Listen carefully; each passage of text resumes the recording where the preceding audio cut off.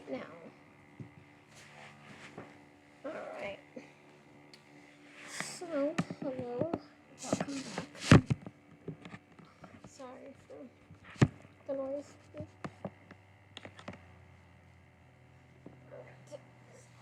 Ow! Jesus, that hurt. Okay.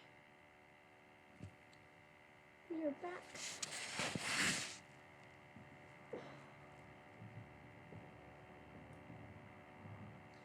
And we left off with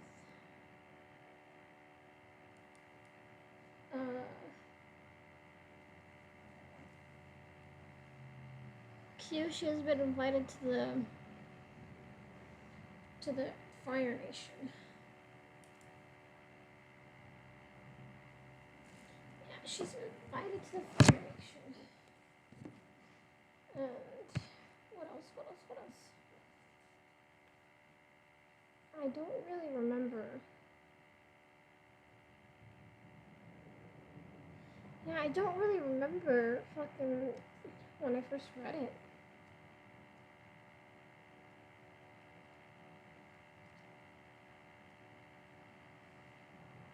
Oh yeah, what's his face? Oh yeah, she was investigating. She found Mach and she was investigating someone exploiting the lower ring from the middle ring.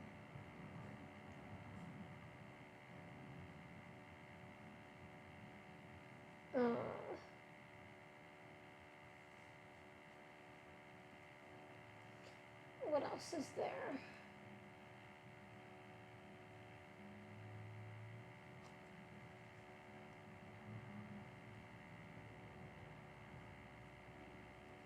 Yoon is back, but he's evil.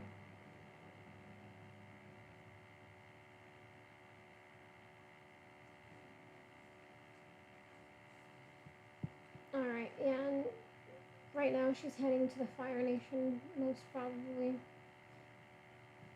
Let me see how much I am willing to read. I am willing to read a lot, but we will see how it goes. Okay. If you heard that, I'm sorry.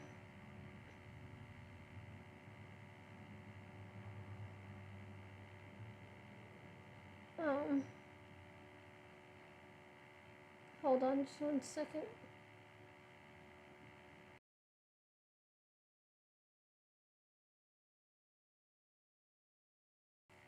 Okay, there we go. Alrighty. So, the next chapter is called. Ooh, and I'm excited for this one. Very excited. It's called Past Lives. So I'm pretty sure this is where Kyoshi can get in touch with her past selves, with her past lives. Alright.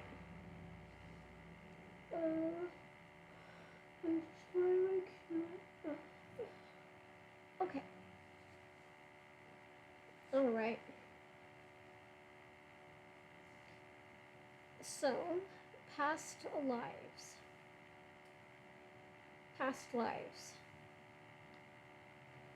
Jinpa's bison Yin Yang. Yeah, Jinpa's bison Yin Yang had only 5 feet instead of the usual 6. As a calf, he had been attacked by a predator and lost his left forelimb. As an adult, the injury caused him to list slightly to the left when he was flying, which required Jinpa to give a gentle tug with the reins on the opposite direction every so often to maintain a straight course through the air. Kyoshi had gotten used to traveling on Yin Yang's arcs. Kelsang's bison Peng Peng was busy raising calves of her own at the southern temple in a well-deserved retirement, and Kyoshi had never expected their relationship to be permanent. Peng Peng might have been willing to put up with her, may have even liked her, but only a single air nomad could truly partner with one of the greatest beasts for life. She and Jinpa flew a little lower than usual on their way to the Fire Nation, close to the green waters of the Mosa Sea, where the air was warm and easy to breathe. The beautiful weather allowed it. Scoops of clouds drifted overhead in the blue sky, providing little pockets of shade for them to dip between. If Kyoshi missed anything from those days after she fled Yokiya on Ping's back, it was these little in-between moments of travel. People would assume that floating on a basin with the breeze against her face was calming, but for Kyoshi, the upside was very different. Taking to the air gave her the assurance that for once, by default, she was doing the best she could. There weren't any fast ways to get from one point to another than a sky bison. She had no other options to fret over. An unsecured bag began to slide from one edge of the saddle to the other. Jinpa gave the reins another little yank, and Yin Yang righted himself. Kyoshi caught the sack and tucked it under a lashing. "Is he okay?" she asked. "Does he need rest?" "Nah, he's fine," Jinpa said. "Lazy boy got distracted by a school of winged eels. Didn't you, boy? Who's a lazy, distracted boy with a poor attention span?" He gave Yin Yang an affectionate scratch behind the ear. "But if you do want to stop, there's an opportunity up ahead with an interesting piece of history. A small island where it said that Avatar Yang Chen performed her first act of waterbending. Want to see it?" She did, honestly. Kyoshi held an intense curiosity about one of the greatest avatars in history, her predecessor from two generations ago. Yang Chen was the woman who'd done everything right. She was the avatar whom, to this day, was still invoked by people for protection and good luck. Kyoshi often wished she understood Yang Chen's leadership like a real scholar. She had been making do with her commoner's knowledge of the blessed air avatar who'd successfully kept the world in balance and harmony. She would study Yang Chen's work more the next time she returned to Yokiya. There had to be useful materials in the mansion's great libraries. Right now, though, she was in a hurry. "We don't need to land. I'll take a look from above." "Of course, Avatar. I'll let you know when it comes up." Kyoshi settled back into her seat. The letter under her jacket made a slight rasp against the fabric and a loud scrape against her nerves. She hadn't communicated with Rangi in a long time. Messenger hawks had trouble withstanding the extreme cold of the north, where her mother Heiran had been recovering. As a new avatar, Kyoshi was always on the move. The mansion was far away from the north. The mansion was as far away from the Northern Water Tribe as a point in the Earth Kingdom could be. It seemed like the world had conspired to keep them apart and mute their voices. She wanted to think about something else, or talk to someone else. She still found it hard to make casual conversation with Jinpa, and a bison saddle was a large, empty seat for one person.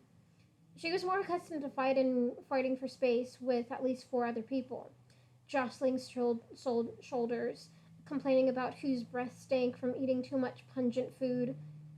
After a while, she felt Yang Yang turning into another role, sharper this time. "So, where's this island?" she asked Jinpa as she balanced herself against the rail. The sea was a flat sheet with nowhere to hide for a landmass. Jinpa leaned into the circle and examined the water. Hmm. Everything I've read said it should be around here. I don't see anything but that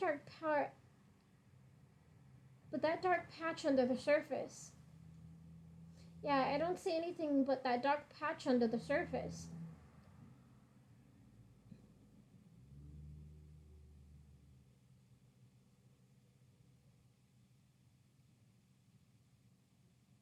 Look, if we can't find it, we can just go. It's not important. Kyoshi! She screamed. She screamed as a bolt of pain drove into her skull from temple to temple. It seized her by the neck and scoured her vision into a blur. Her hands went limp, and lost their grip on the saddle.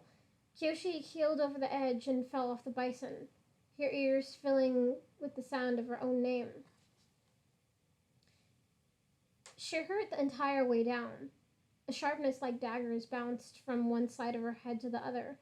It found an outlet down her spine where it could ransack her body.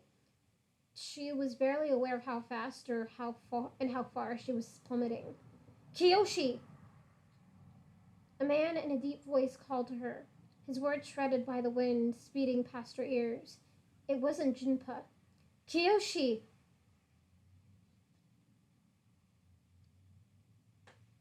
The shock of cold salt water the shock of cold salt water as she hit the ocean was a relief from the heated agony. She lost her sense up She lost her sense of up and down. Her limbs drifted weightlessly. When she opened her eyes, there was no sting. Out of the endless blue, a figure drifted in front of her, mirroring her slackness in the water, as much as a prisoner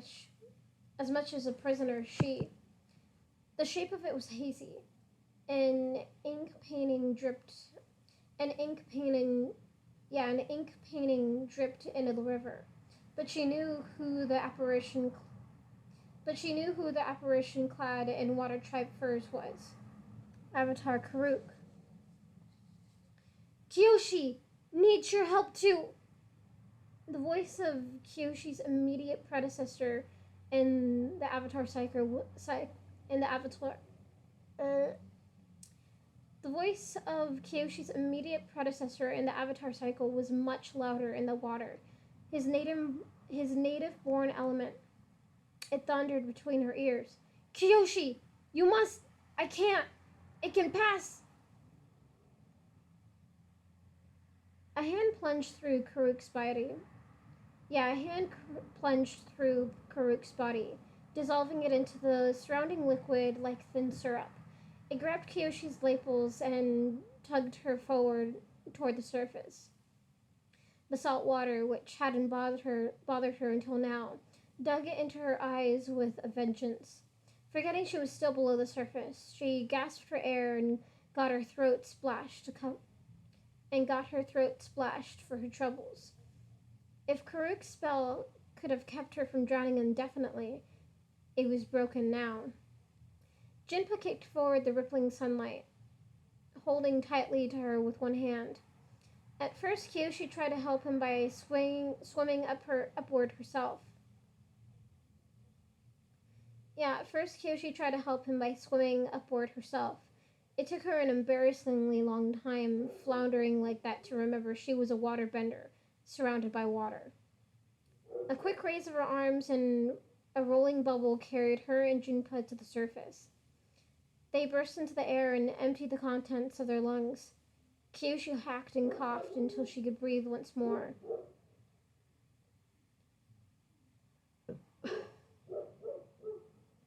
Yin Yang floated in the water nearby, growling in worry. Are you alright? Jinpa sputtered. Are you hurt? I'm fine, Kyoshi said. The headache was mostly dissipated into the ocean. I just lost my balance and fell. Just fell? Jinpa was as visibly upset with her as an airbender could be. He was raising his voice. He was frowning at her. It was Karuk. Kyoshi squeezed the sides of her head to dull the lingering throb. Her pending her bending spared them the need to tread. He was trying to tell me something. Avatar Karuk? You communed with Avatar Karuk? You looked like you were having a fit. It's usually not this bad. It wasn't so painful the last couple of times. Jinpa's jaw threatened to unhinge and fall into the ocean. These episodes have happened before and you haven't told me? Kyoshi, an avatar communing with her past lives, is supposed to be a hallowed experience, not a life-threatening seizure. Kyoshi grimaced. She knew. She knew exactly how lacking her spiritual connections were. She had found out through trial and error. The Water Tribe Avatar had manifested before her in his complete form exactly once in the Southern Air Temple, where he had the gall to ask her for help before participating just as quickly. She'd been left in a lurch, not knowing what to do with such a useless vision. But the experience did remind her she had access to a trove of worldly advice in the form of her past lives. A vast wealth of experience and wisdom lay at her fingertips, if she could only master her own spirit.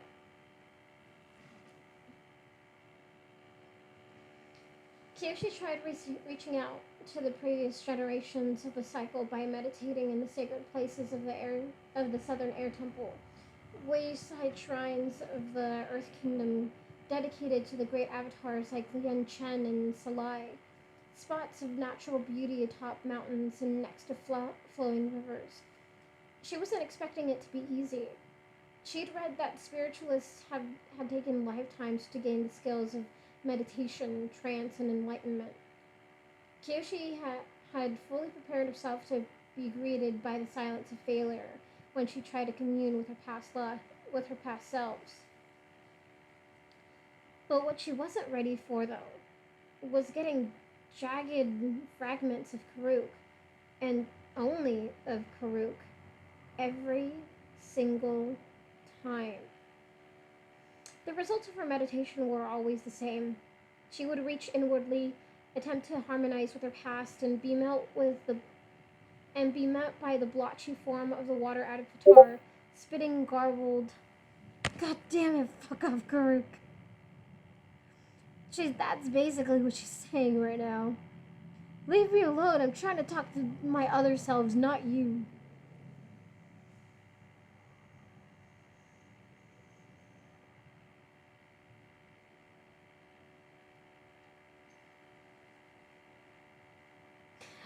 Yeah.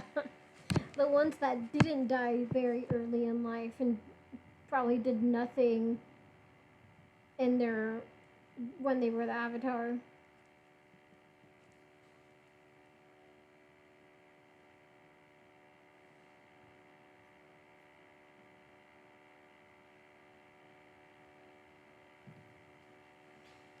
Okay.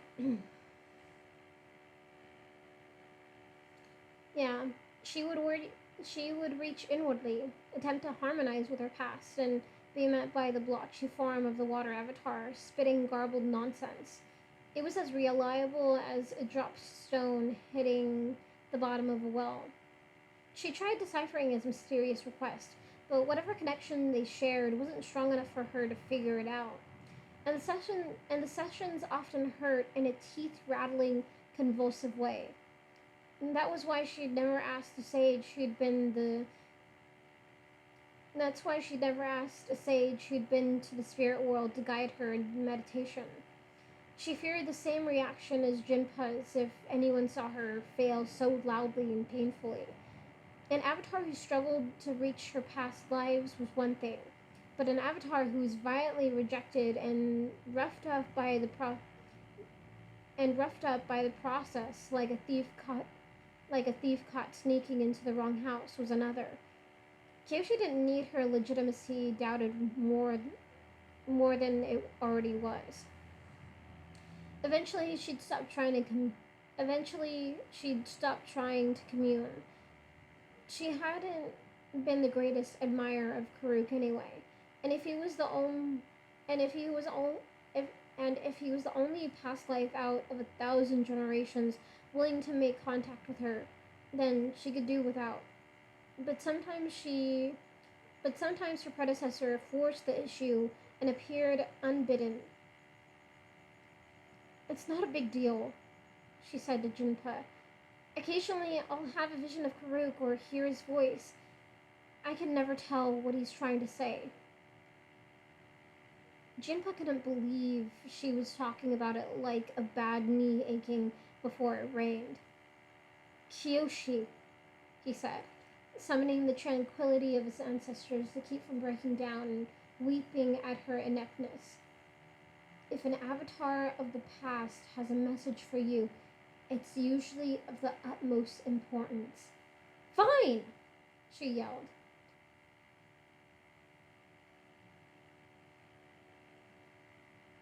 The first chance we get, we'll find a great enlightened master and I'll learn how to talk to Karuk. Now can we please get back to our other top priority mission? Or are you somehow going to fix everything that's wrong with me all at once? The look of hurt and disappointment on the monk's face confirmed it. Oh. But he fucking sucks, dude. He does fucking suck.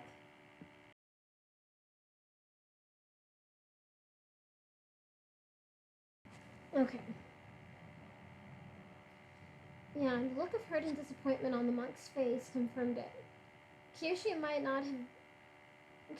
have been a bad avatar, but she was also a bad master to her secretary. One who not only yelled, but insulted. Not even Jianzu put his staff down onto their faces. She would have thought her experience with the other end of the relationship would have made her better at this. And Jinpa had saved her from drowning. Had she been wearing her heavy robes and bracers instead of a light traveling outfit, she might have sunk too fast for him to reach. I'm sorry, she said. Jinpa, I'm really sorry. I have no right to speak to you like that. He would have gotten along better with Yun. The two of them would have become fast friends and played Paisho from sunup to sundown. I wish you were serving a worthier avatar. Her apology didn't seem to be quite what he was looking for. But he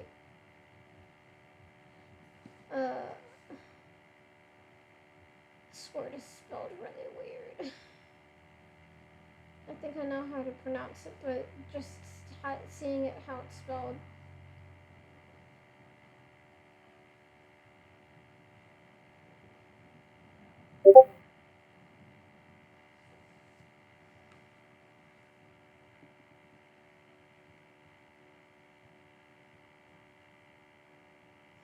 Yeah.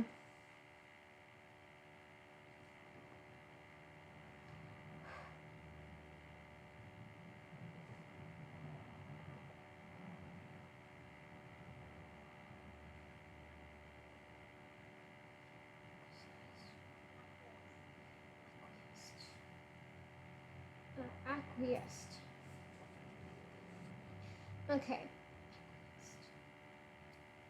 Her apology didn't seem to be quite what he was looking for, but he acquiesced, and with his usual gentle smile. Jinpa clambered onto Yin Yan's withers and began wringing out his wet robes. Kyoshi sighed and plunged her face back below the surface, hoping the shame would rinse away. She saw something under the water that hardened her spirit. The dark patch Jinpa had spotted from above was a wrecked and sunken atoll, an island blown apart and scarred by what could be bend and scarred by what could be the bend and scarred by what could only be bending of the highest power. The reef structure was split and pitted, giant chunks of earth scattered like marbles, and swaths of coral had been ground smooth by unimaginably intense water bending. Kyoshi recognized the telltale marks of destruction well. This was Yang Chen's island. It was the same place where Karuk and his companions had gone so he could practice going into the Avatar state for the first time. Maybe they didn't know, or maybe they'd chosen a location associated with Yang Chen to receive spiritual assistance. God, that's so annoying.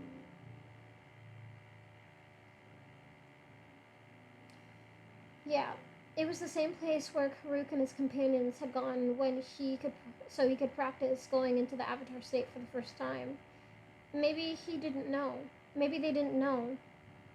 Or maybe they'd chosen a location associated with Yang Chen to receive spiritual assistance from the great air avatar.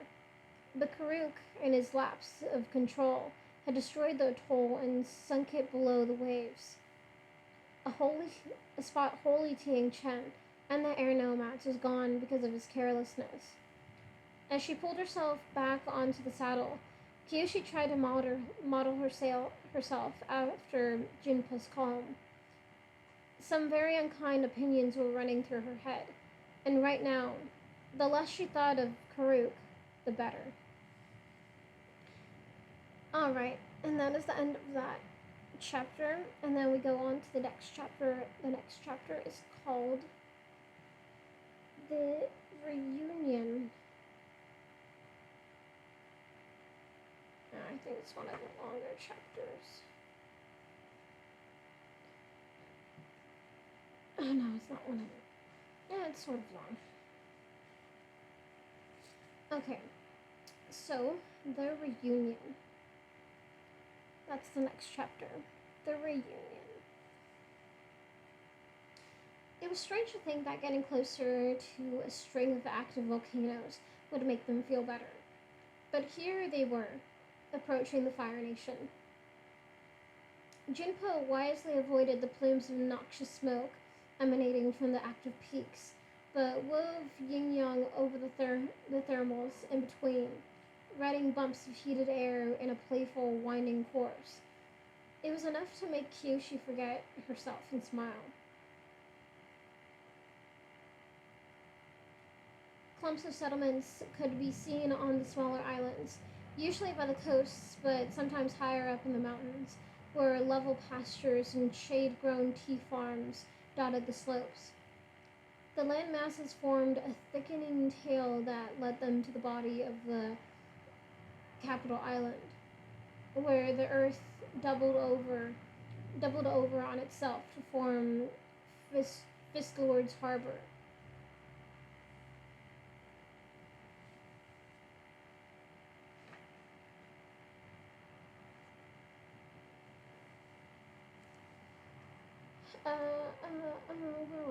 Where was I? Yeah, the landmass formed a thickening tail that led them to the body of Capital Island, where the earth doubled over on itself to form the First Lord's harbor. Yeah, First Lord's harbor. They swooped lower to see the city that had formed around the Fire Nation's largest port, already preparing for the upcoming celebration. Strings of red paper lanterns crisscrossed the streets, in some places thick enough to completely obscure the carts and sidewalks below. The sharp clack of vendors hammering their wooden stalls together filled the air. Kyoshi spotted one alley overtaken by a half-finished parade boat. A team of dancers practiced their moves.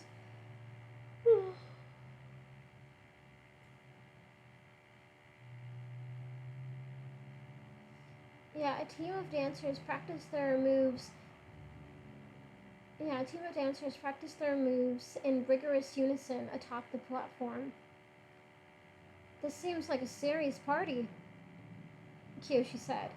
She secretly wished she could be down there among her fellow commoners for the celebrations instead of attending a state function. There'd certainly be less pressure for her. You know how Fire Nation officials are, Jinpa said as he waved at a bunch of gawking children on a rooftop who were thrilled to see a bison fly overhead. Buttoned up until the moment they let loose. They left Harbor City behind and continued flying up the slope of the caldera that dominated the big island. Trees and vines clung tenaciously to the steep, rocky surfaces, and the humidity grew heavy like a blanket. Should we stop here and announce ourselves? Jinpa said. He pointed to the stone watchtowers and bunkers built into the lip of the dead volcano. Kyoshi shook her head. Impatience was rising in her chest. Tidewater threatening to spill over its levees. Its levees?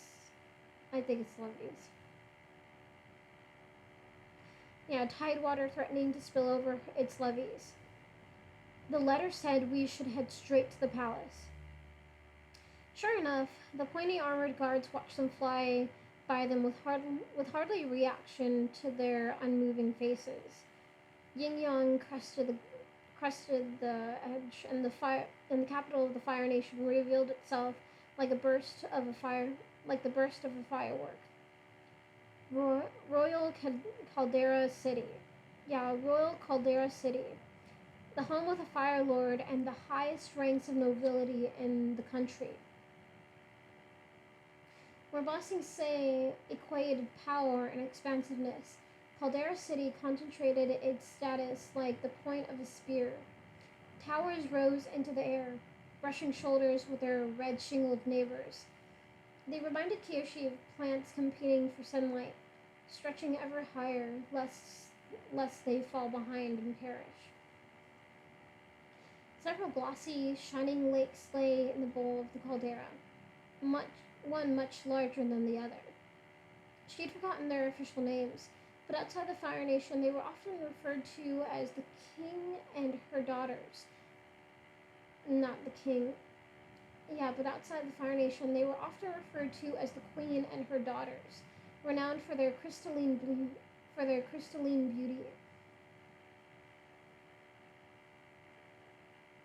It was said that no boat disturbed them on pain of death, but Kyoshi now knew that to be a silly rumor. Lantern barges were already paddling across the mirror surfaces to set up for the festival.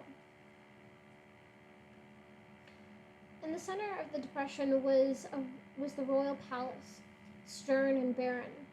It was surrounded by a wide ring of naked beige stone that would force anyone who approached on foot to be unsettlingly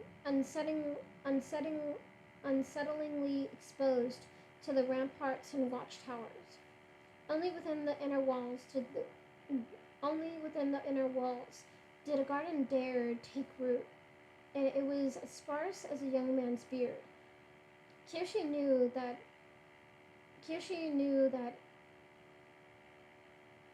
Hold on. Yeah, only within the inner walls did a garden dare take root, and it was as sparse as a young man's beard. Kyoshi knew that was likely a security measure to prevent thieves and assassins from moving from tree to tree undetected.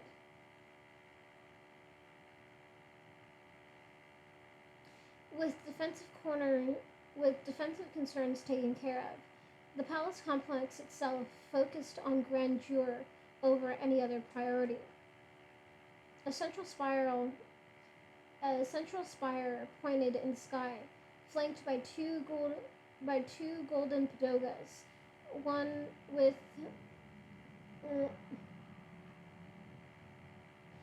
a central spire. Hold on. Oh, sorry for that noise. Okay.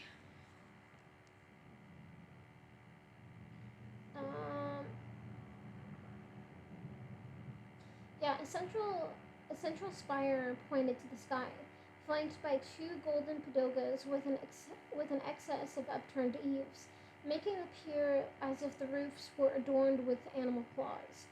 It looked more like a great shrine than a residence.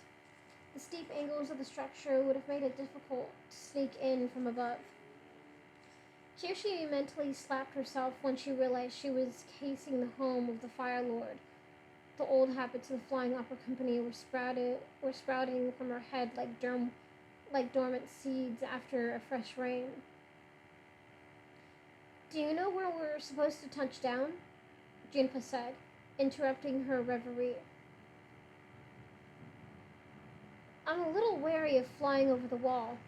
I'm guessing that families who own mounted crossbows tend not to like that sort of thing.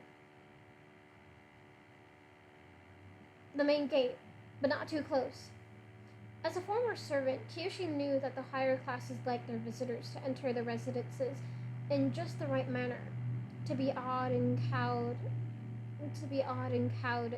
by a well-designed display of culture and power. And the ruling family of the Fire Nation was the highest class it got.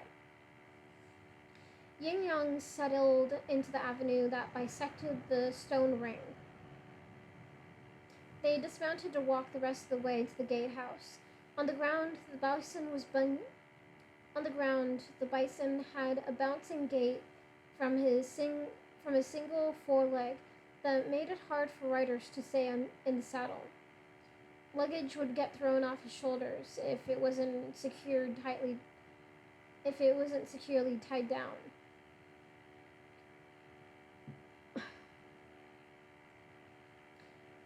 They came to the heavy, barred, unbendable iron gate.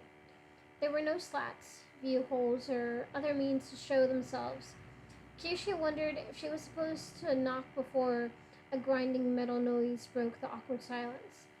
Somewhere inside, the gears of heavy machinery bit into each other, groaning with friction. The gate moved, not outward or inward, but straight up.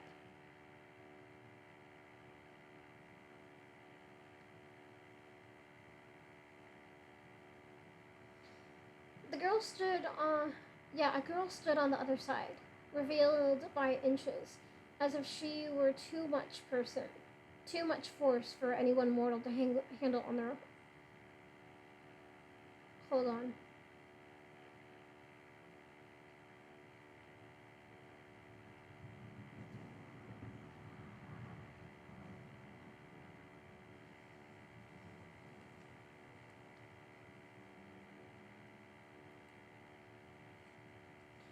Yeah, a girl stood on the other side, revealed by inches, as if she were too much force for any one mortal to handle all at once.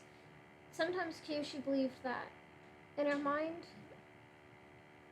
in her mind, the grand, sh- in her mind, the grandscape of Caldera City and the royal palace was nothing compared to the splendor being unveiled right now. The gate finished its agonizing journey with a heavy metallic slam. The archway inside was lit by torch with torch. The archway Oh yeah, she is. What the fuck? Is so in love. Like she, she totally cheating right now. Totally.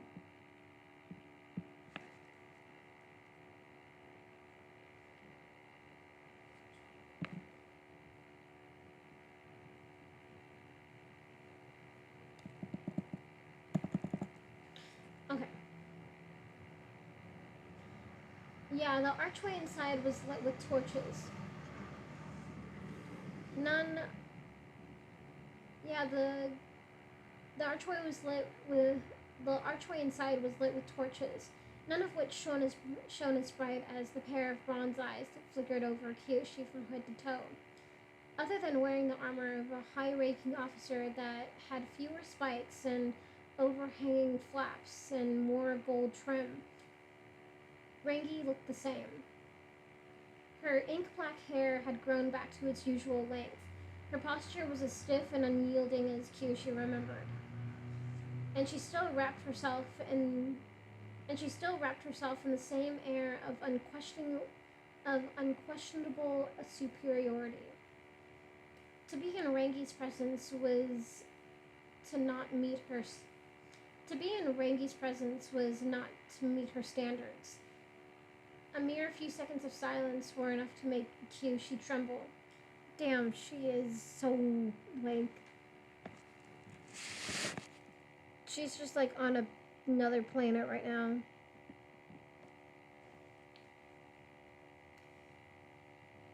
Yeah, a mere few seconds of silence were enough to make Kyoshi tremble. Her worst fears pushed their way to the forefront. Enough time had passed that Rangi might have changed into Kyoshi's former teacher, former bodyguard, former everything. The stillness of the moment was broken by a strange noise that Kyoshi had only heard once before. Rangi laughing and choking at the same time. The firebender slumped over, leaning her hand against the nearest wall, and gasped for breath like she had been holding it since the gate cracked open. I had to sprint over here, all the way across the grounds, so I could look impressive greeting you, she wheezed. I must be out of shape. The band snapped from cute.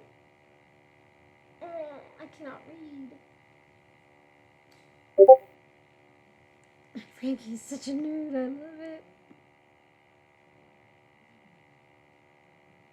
I know, man, it's great. It's so great.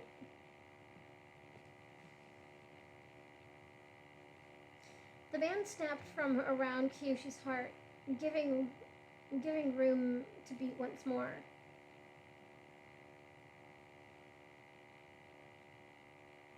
Is that how you've been doing it? The whole time they'd known each other, Rangi would often be waiting for her ridiculously early, or she'd suddenly and dramatically appear out of nowhere at the last minute. Knowing she'd simply been running at top speed from place to place hurt the mystique a little. Rangi grinned and nodded as she caught her breath. At least I don't have to worry about other fire nationals seeing me right now. The only blind spot in the defenses is right here, directly under the gate itself, which means I can do this. She reached up and yanked Kyoshi right inside the wall, right into a searing kiss. Oh, and that is the end of the chapter.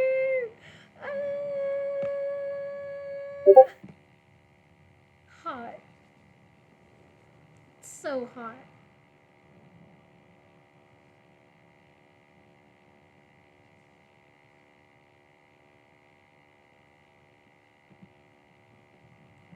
Okay, and now I think this is the longest chapter.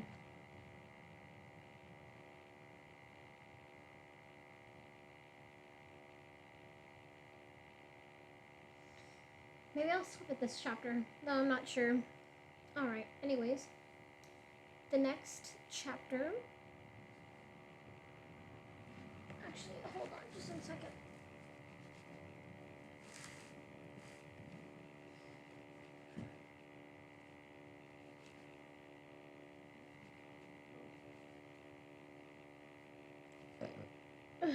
Excuse me.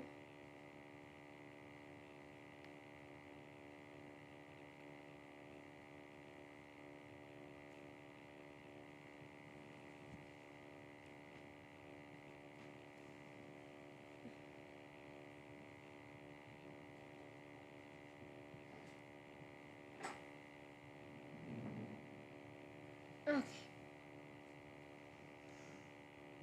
Alrighty. So the next chapter is called Cultural Diplomacy.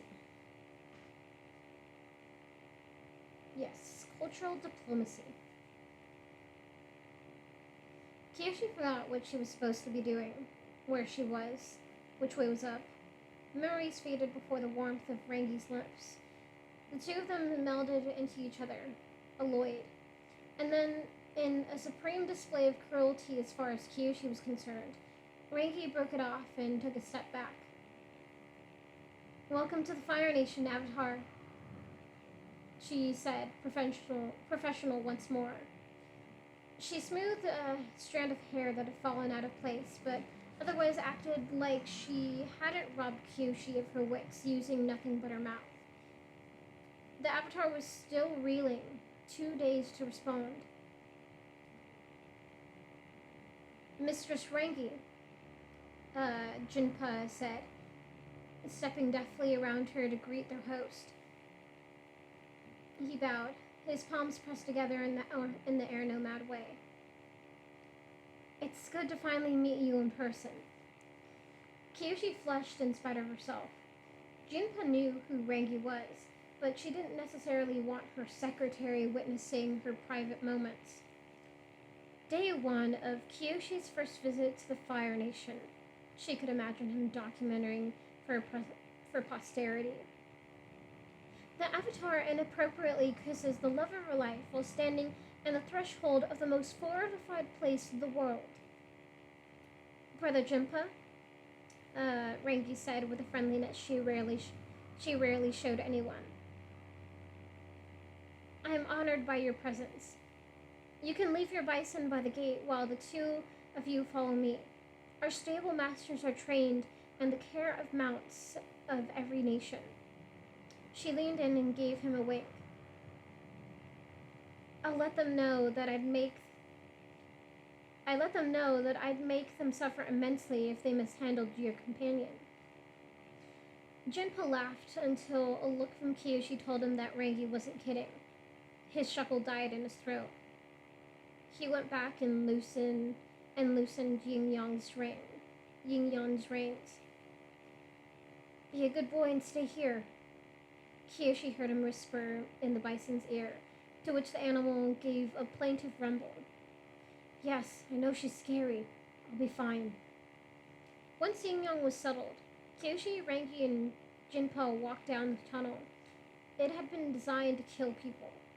Small holes pricked through the iron gates that encoded the passageway, apertures designed to let arrows or fire blast through.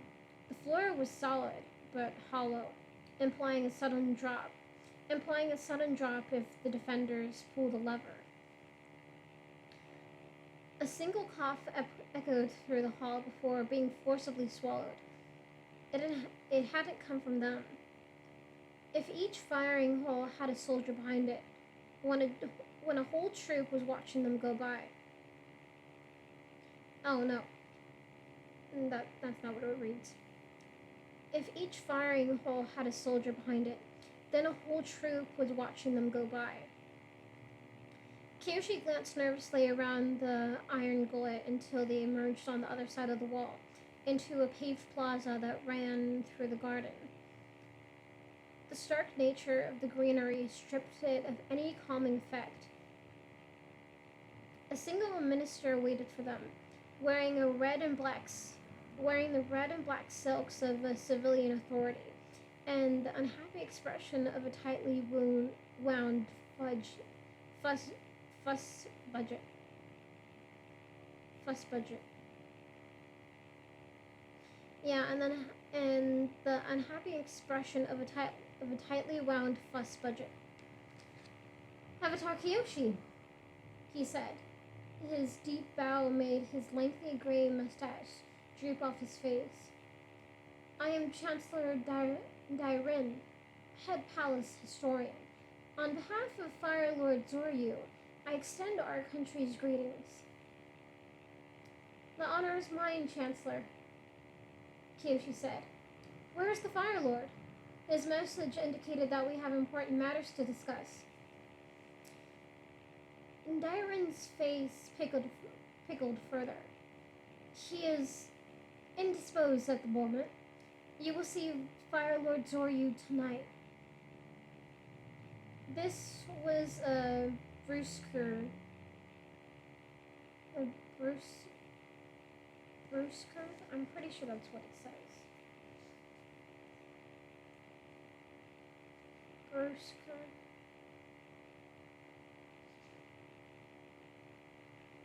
No, I'm not bruschetta.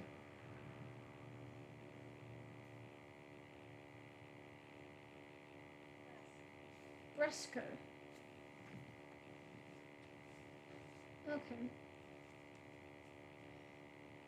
This was a Bresker greeting that Kyoshi. Yeah, this was a Bresker greeting than Kyoshi was expecting. Though, to be fair, she had no business criticizing anyone for their lack of diplomacy. Reiki stepped in to ease the awkwardness. I believe the first item on the agenda is the palace tour, Chancellor, she said.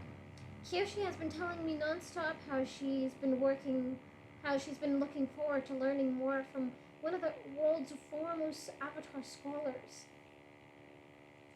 The flattery was like sticking candy in the mouth of an angry child.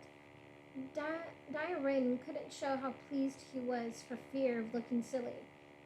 Of course, he said, frowning harder with all his might.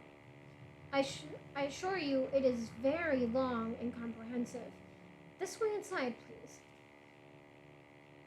Kyoshi and the others padded solemnly down the corridors of power as her predecessors had done since the unification of the Fire Islands. The great halls of the palace were empty in a way that could only be achieved by the household staff watching them, moving out of their path, guards and servants shuffling behind corners so as not to offend the Avatar's sight with their presence. Kyoshi knew this trick very well. It gave the illusion of calm and solitude when maintenance of such a great manner required the chaos and numbers of an army. As they walked, pretending they were alone, Dairin pointed out works of the fired Avatar poetry and policy on scrolls preserved in boxes of clear crystal. Kyoshi nodded appropriately at jewels and gilded hairpins worn by her past lives, tucked into alcoves for display. No toys, she noted, but plenty of geons, dows, engraved daggers. The relics of each nation had their own personalities, and fire and air couldn't be more different. Jinpa asked Dairin questions and begged for elaborations on the answers like an eager student, the two of them slightly outpacing Kyoshi and Rengi. The furtive wink he gave Kyoshi over his shoulder let her know he was purposely creating an opportunity for the laggards to talk to each other. Kyoshi really needed to give him a raise. She didn't pay him anything, the monk serving her out of some self-imposed duty to the Avatar, but he deserved a raise nonetheless. How is your mother? Kyoshi whispered to Rengi. The last time she'd seen Heiran, the woman was barely clinging to life. Well enough that she wants to speak with you tonight at your reception, Rengi said. As if this visit wasn't nerve-wracking enough. Still, Heiran being healthy was a blessing. It explained Rengi's ease, her ability to pick up right where they left off. So who's this Dairin person then? Kyoshi said. I thought there was a special Fire Nation minister in charge of handling Avatar relations. There's supposed to be. I don't know why Dairin was the only official sent to greet you, either. Maybe Lord Zoryu's having some problems with the staff, but I don't dare ask. I have some privileges from my connection with you, but really, I'm only a first lieutenant here in the palace. Kyoshi nearly laughed. Only a lieutenant? A rank many adults in the Fire Nation strove for and failed to reach. Rengi's casually overachieving nature was one of the many little things Kyoshi missed about her. Tell me about your secretary. Rengi tilted her head at Jinpa's back. What was there to tell? He's part of some kind of secret pie show club, and he acts the complete opposite of an air nomad sometimes. I haven't figured him out. But he's been a good. And here we are at the Royal Portrait Gallery, uh, Dairen said loudly, stopping short. Kyoshi nearly collided with him and Jinpa. She was steadied by Rangi grabbing the back of her tunic. She could imagine news of the disaster spreading over the Fire Nation, the Avatar bowling over her entire entourage. The Chancellor hadn't noticed how close she. The, the Chancellor hadn't noticed how close he'd come to being trampled. He gazed upwards at the walls with sheer pride bursting from his expression. I could spend days here and never get tired of it, he said.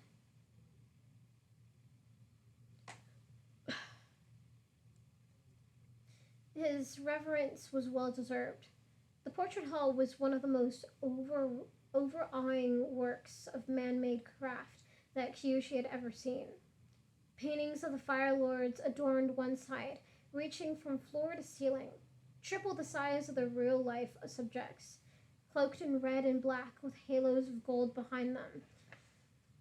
The rulers of the Fire Nation looked down at their audience like a race of giants. Even a first-time visitor like Kyoshi could tell that these were works of art that took years, careers to finish. The late Fire Lord Charyu's Shire's Shire Shire's Shire's. It's really hard to pronounce. Oh, you said something. Secret Pie Show Club. Yeah. Yeah, it's really hard to say this word. This name.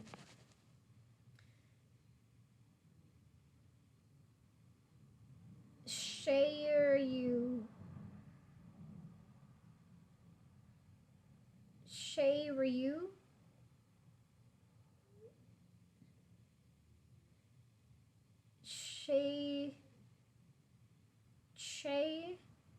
Shayryu. Hold on. Let me look this up real quick.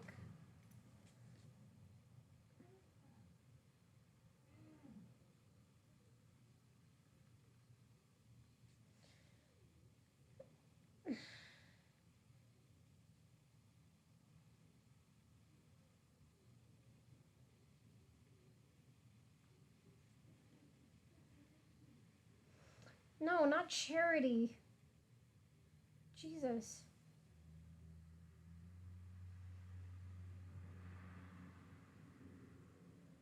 Stop it.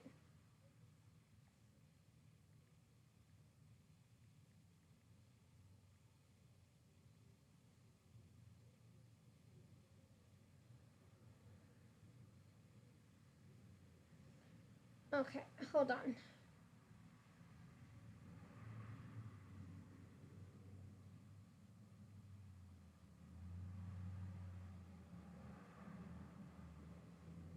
Uh,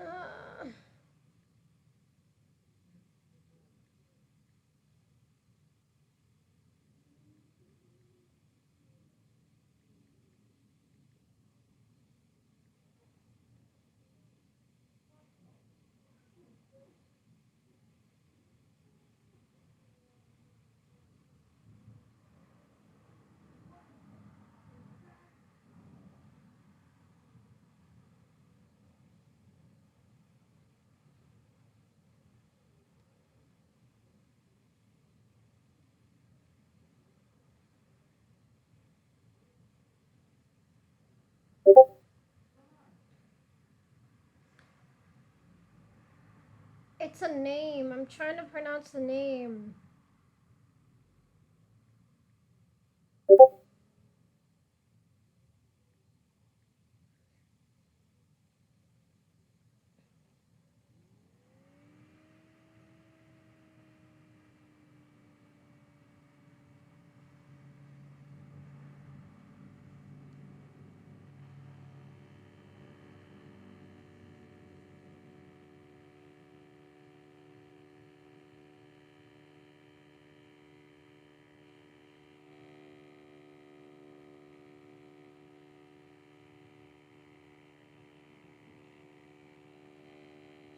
Ryu. I just want to know how to fucking pronounce his goddamn name.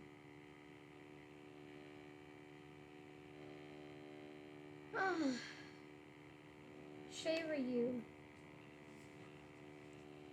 Ryu. I'm just gonna pronounce it like that. Because I cannot find how to pronounce it. Hold on. One more try. If this fails, well...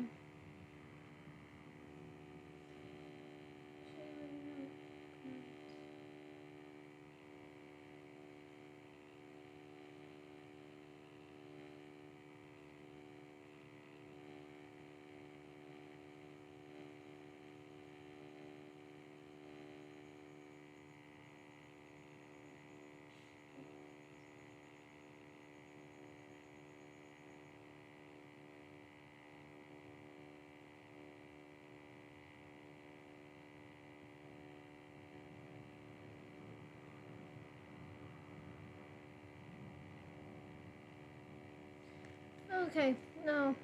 I'm giving up. Ryu's. Okay. That sounds good enough. Cheryus. Cheryus?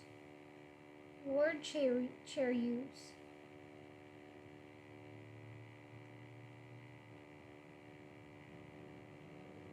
Charyu?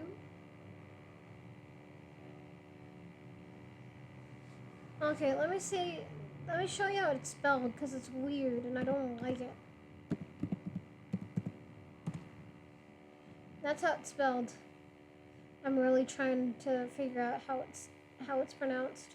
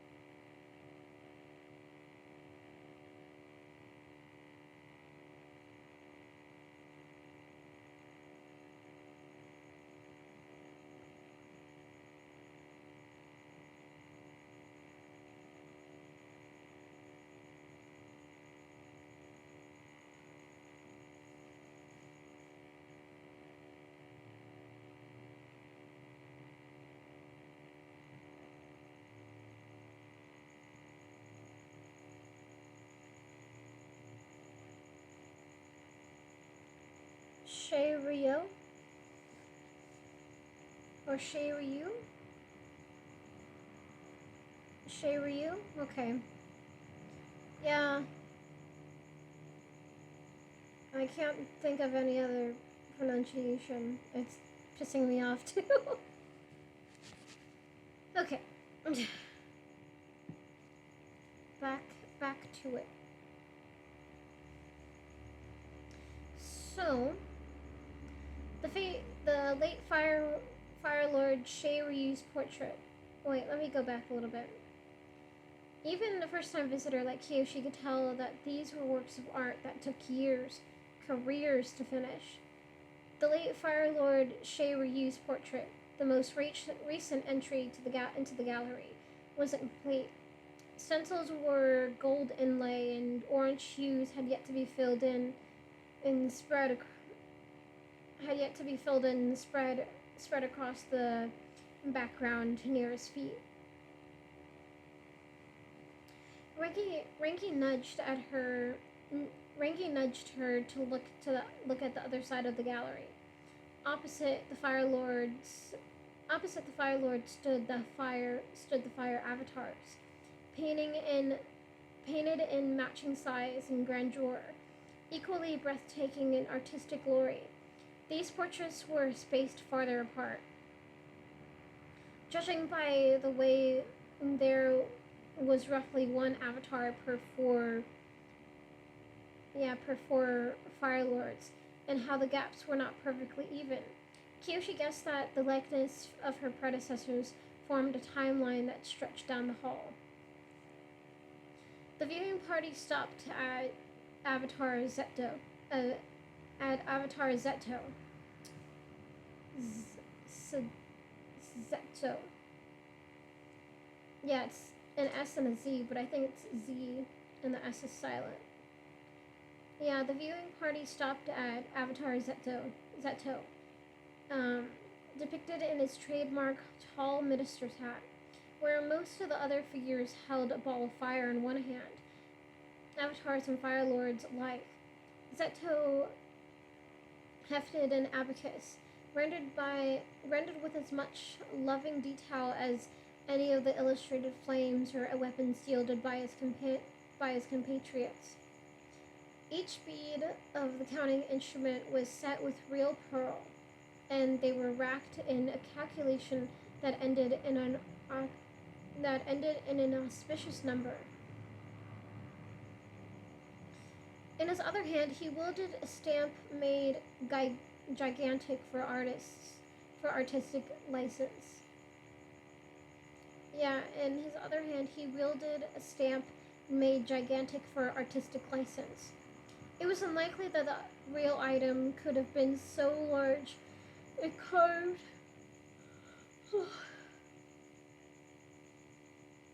Sorry. It was unlikely that the real item would have been so large or carved from solid cinnabar like it was shown in the painting. Zeto would have blanked out. Zeto would have blanked out whatever was written on the paper he was trying to approve. Hold on.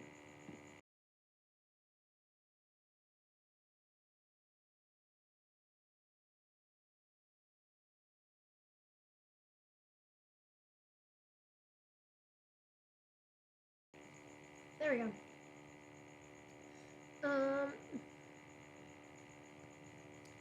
Here we have the namesake of our festival, Dairin said.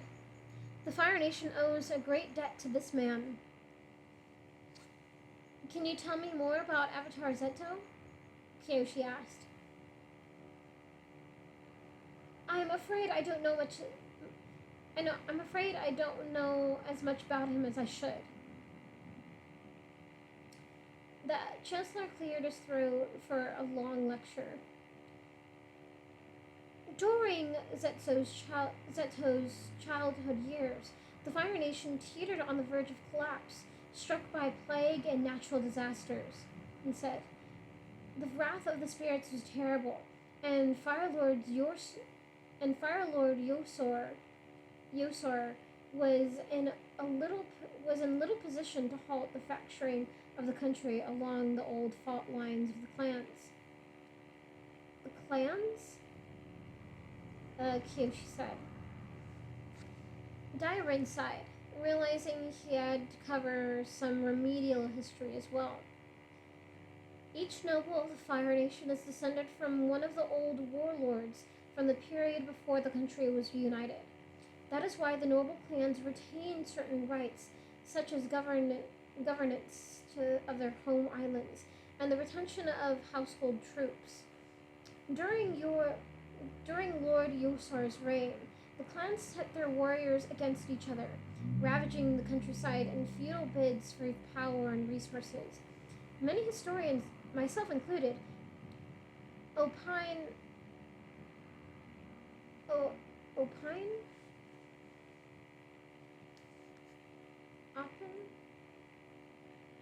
Opine, not alpine.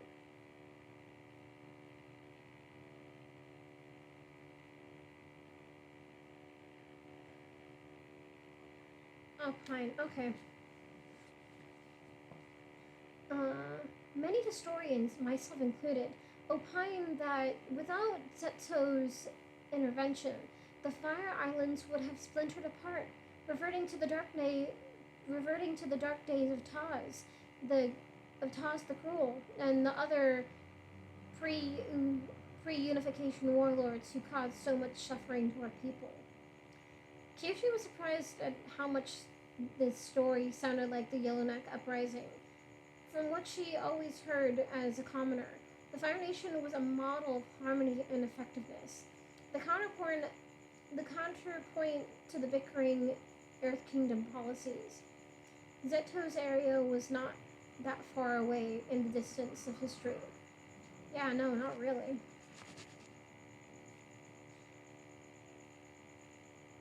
She didn't have she didn't have to fake her interest or rely on Jinpa for this part of the tour, or for this part of the tour.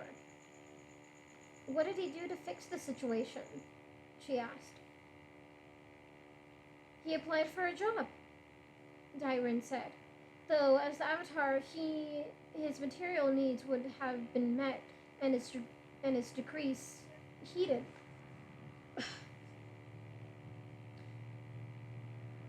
Yeah. Though, as the Avatar, his material needs would have been met and his decrees heeded. Zeto took a government post as a minister of the royal court, technically subject to the same rules and regulations as any other official. He showed up to work at the capital and sat at a desk.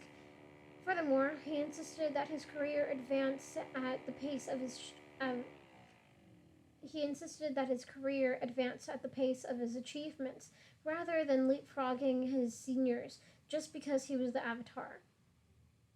And that helped? Kyoshi said incredulously. It turned out to be a brilliant strategy, Ranky said. Rather than chase emergencies all over the nation, he concentrated his efforts on a central location and spread his influence from there. Zeto was an extremely capable bureaucrat, accountant, and diplomat, and since he was working for the royal family, there was no split. There was no split in legal and spiritual authority in the country. His victories were the Fire Lord's victories. Dairin nodded, satisfied that the youth of today were being educated suitably about their nation's past. Once he was promoted to Grand Advisor, Avatar Zeto was able to end the open hostilities between rival noble houses. A lasting peace followed, in which he followed. A lasting peace followed, in which he continued to serve his country with dignity and excellence. He put an end to the debasement of coins, Rangi said. It rescued the economy. It rescued the economy from the brink of disaster. One of the scrolls we passed on the one of the scrolls we passed on the way here said he set up the first official programs to give relief to the peasantry in times of famine, Jinpa said. And most important, he kept proper records of it all. He kept proper records of it all, Dairin said. He wiped the corner of his eye out of habit, as if he'd been moved to tears of the past when thinking about Zeto was making sure right now. Truly, Avatar Zeto was an ideal for us officials to live up to, and a shining example of the Fire Nation values in general. Efficiency, precision, loyalty. Hold on just 1 second.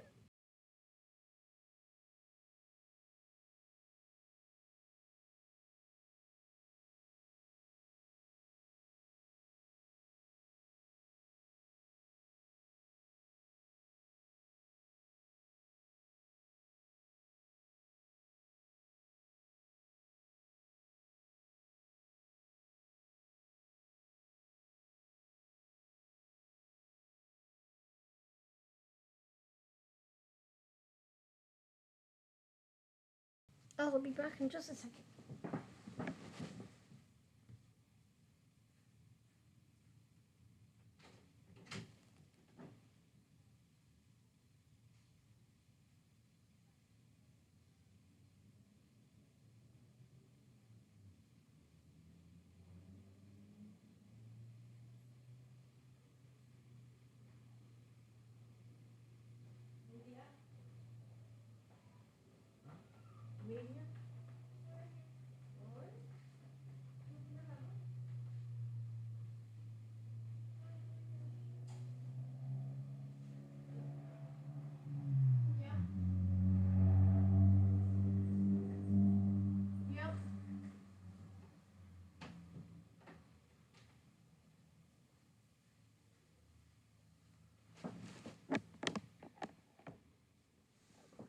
Okay, I'm gonna plug this because my phone, my laptop is tight.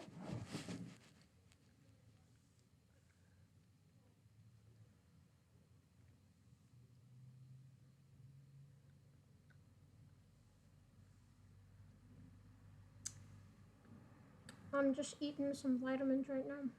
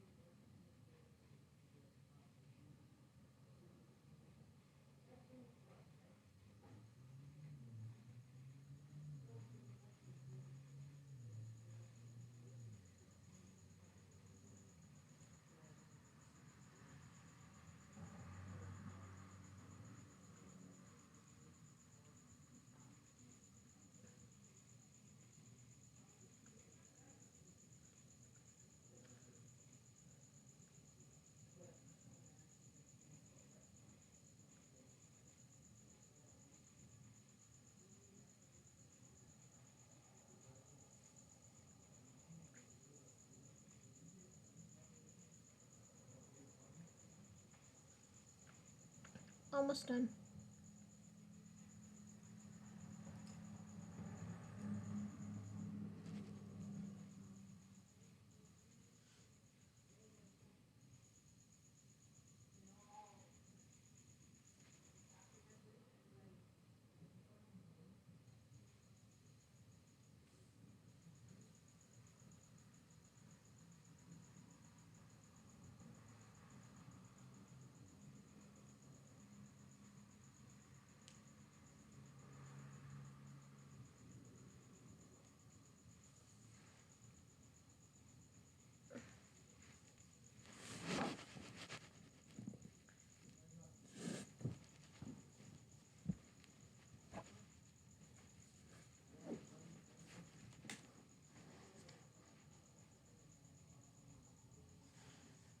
Okay, let me see.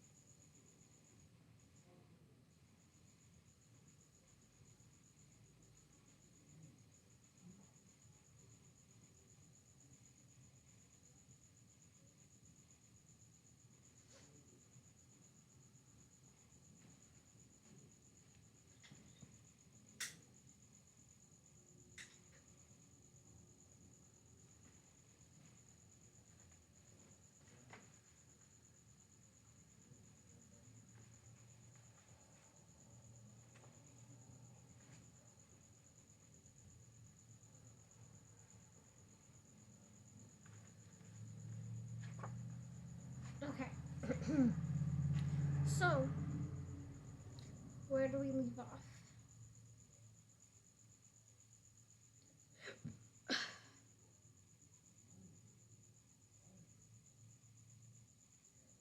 Alright, yes. Truly, Avatar Setso was an ideal for us officials to live up to, and a shining example of Fire Nation values in general: efficiency, precision, loyalty. Kyoshi gazed with new admiration at the long-faced man whose festival they were here to celebrate. She liked this Zetto fellow, or this version of herself, as it were. A strong work ethic and an eye for organization were traits she respected.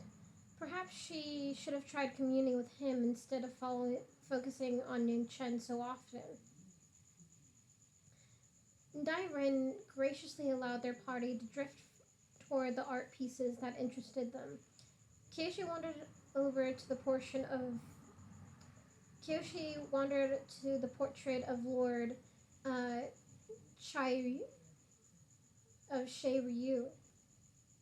Yeah, Kyoshi wandered over to the portrait of Lord Shei Ryu again. Knowing more about him could help her ingratiate her with his son, the current Fire Lord Zoryu. Kyoshi tried to interpret some of the imagery. Shei Ryu's theme seemed to be vegetation. She could see bundled rice stalks, a harvest bounty. There was a stenciled outline yet to be painted, a detailed flower arrangement with two blossoms sprouting from the same vase, and the vessel.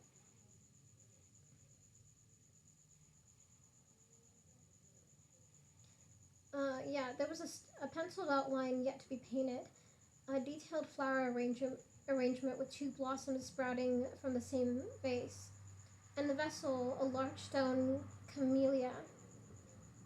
A large stone camellia greatly overshadowed a smaller winged peony. That was odd.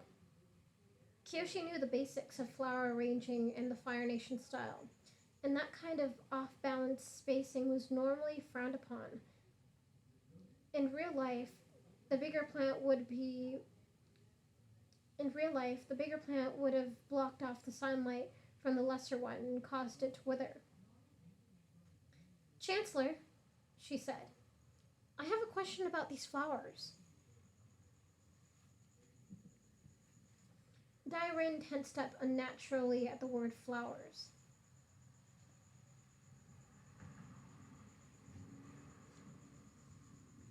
He hurried to her side with a sense of dread, not waiting for her to ask anything, and peered frantically at the stencils like he expected some sort of unpleasant revelation. It took him a little longer than Kyoshi to see that alliance, but when he did, his reaction was unmistakable. The Chancellor turned white and trembling, and beads of sweat gathered on his nose. Do not speak of this to anyone but the Fire Lord, Dai Ren muttered under his breath. Wait, what? Kyoshi had heard him clearly, but she didn't understand the life or death conviction in his voice. The Chancellor clapped his hands, the sharp noise settling the sharp cursed. Yeah, there's some hidden meaning behind that.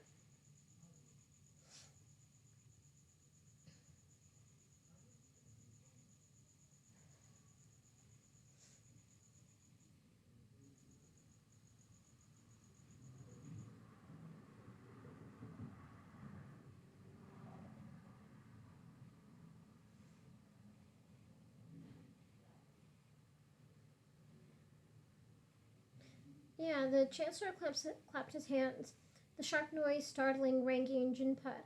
He was still looking at other paintings. "The tour is over," he declared. His eyes darted to the entrance of the gallery, fearful of the empty space. "Avatar, my apologies for prattling on when you must be tired from your journey. I will show you to your accommodations immediately." The floors and the walls of the Avatar's quarters, the Fire Palace, were so laden with with antiques and artwork, it could have passed for a small museum in itself.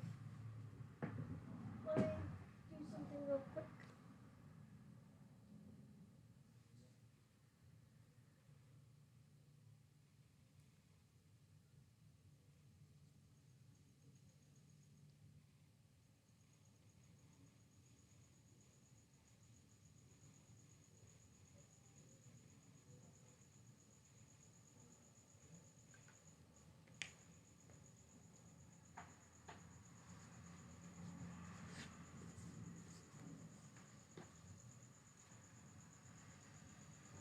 Okay.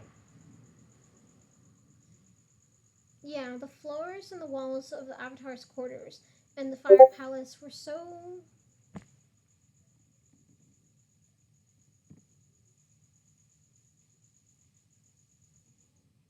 Yeah,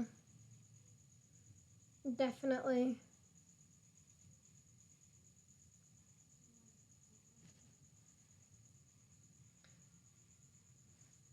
Definitely cursed.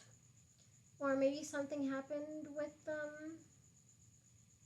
Lord Zoryu and Lord uh Ch- Cheiryu. Cheiryu. I don't know. Something.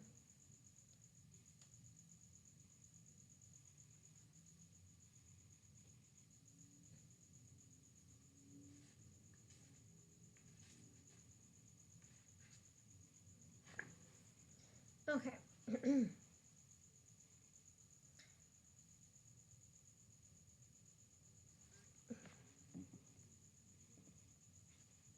Yeah, the floors and the walls of the Avatar's quarters and the Fire Palace were so laden with antiques and artwork.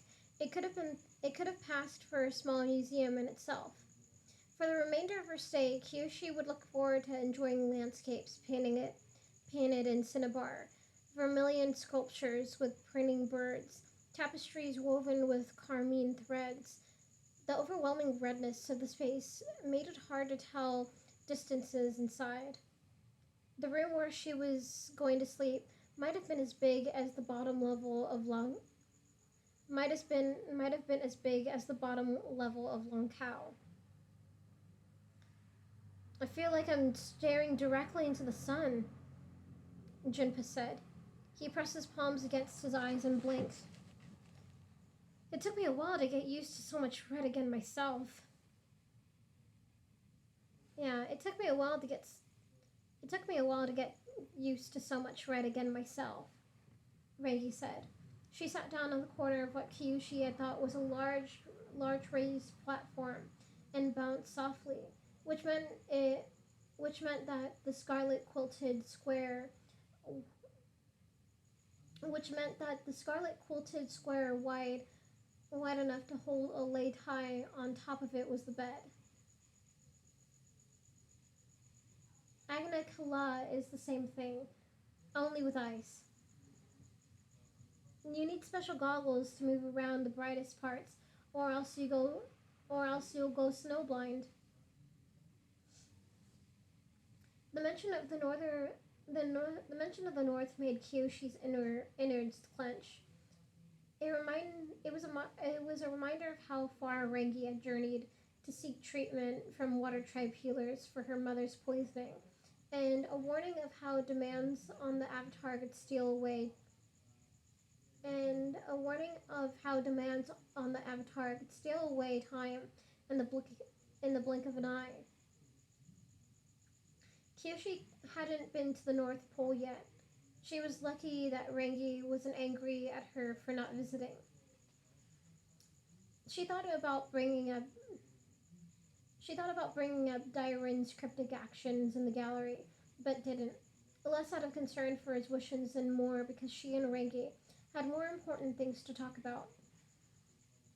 Kyoshi turned to Jinpa. Can you give us some time alone? She asked him, motioning to the door. Not so fast, Rengi said. Report, please, Brother Jinpa. The monk stepped forward like a first-day recruit and addressed her directly, completely bypassing Kyoshi. She hasn't been eating properly despite my repeated admonitions. Rengi pressed her lips together in disapproval. She can be stubborn like that. Hey, Kyoshi said. Don't talk about me like I'm not here. Jinpa continued to count out various offenses on his thumb and fingers, bending them back one at a time. She barely gets any sleep. I'll find her passed out late at night, on top of a book or a map or a manual.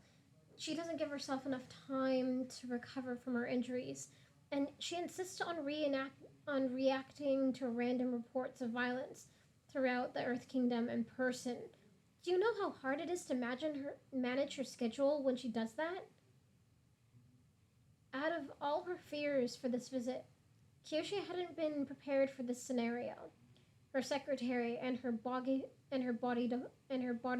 ganging up on her. Have you two been riding each other behind my back?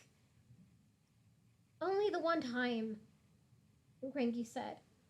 I sent Jinpa a letter at the same time as I sent your invitation. It was the only way I would get a truthful update on whether you've been taking care of yourself. Apparently you haven't. She hasn't, Jinpa confirmed. Quite the opposite, in fact. If I didn't know any better, I would say she's intentionally seeking out the most dangerous situations and hurling herself into them without any regard for her own safety. That's not true.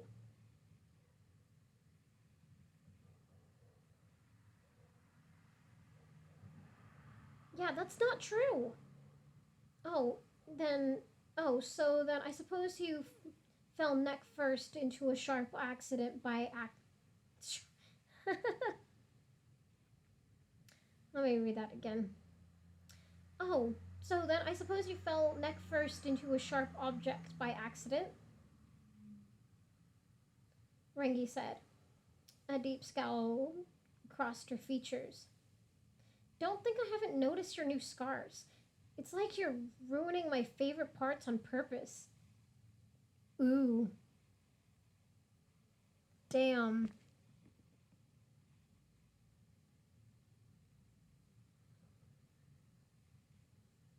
God, oh my god, I love this. I know, me too.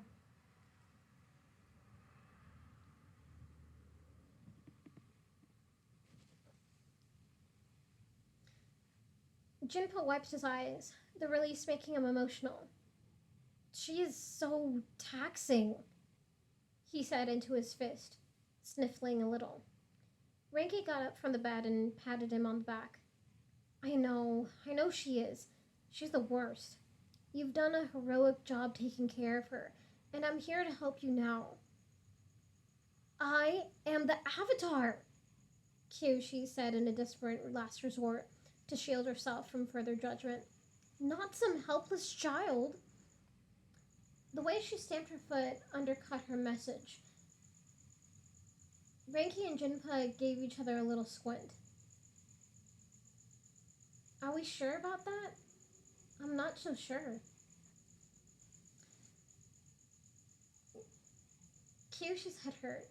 She had spent long months building fortifications around herself, establishing a reputation and self-image in the Earth Kingdom as someone not to be trifled with. It had taken Renki less than an hour at the Fire Nation to tear those walls down and invite Jinpa inside. Jinpa's growing grin told her this was revenge. Glorious revenge, aged like fine wine until the perfect moment. This was payback for all the times she'd ordered him to drop the conversation about her injuries or ignored his reminders to put the books away and get some rest. She finally figured out how she felt about the young man who'd been there quietly in the background, providing her care with grace and compassion. Yeah, she finally figured out how she felt about the young man who'd been there quietly in the background, providing her care with grace and compassion. He was a dirty snitch. "You can't talk to me like this!" Kyoshi fumed, pointing her finger at Jinpa. In the Dao Fei code, snitches were punished by thunderbolts and knives. "I am your boss." "That may be, but she's clearly the one in charge." He tipped his bald head at Rengi, positively gleeful at the new method of avatar management he'd been gifted. "If squealing is what it takes to keep you healthy, then slap me a feather and call me a pig chicken." "Get out," Kyoshi snapped.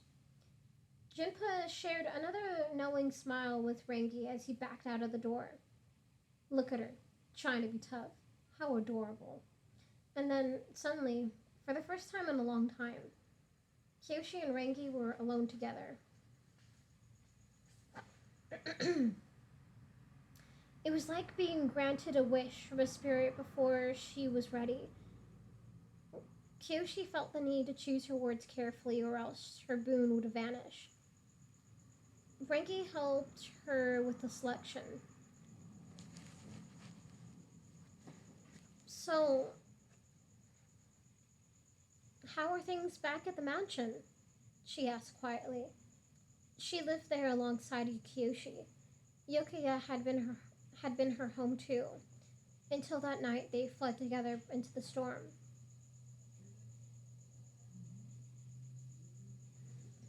Less busy. The mansion was no longer the vibrant, bustling place it was during Kyoshi's servant days. Much of the staff had quit immediately after the Earth King's investigators closed the poisoning case.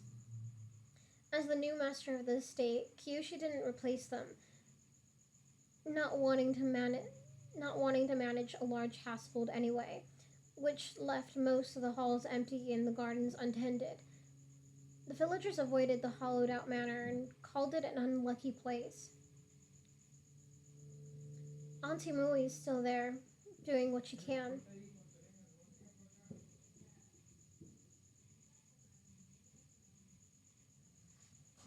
Yeah.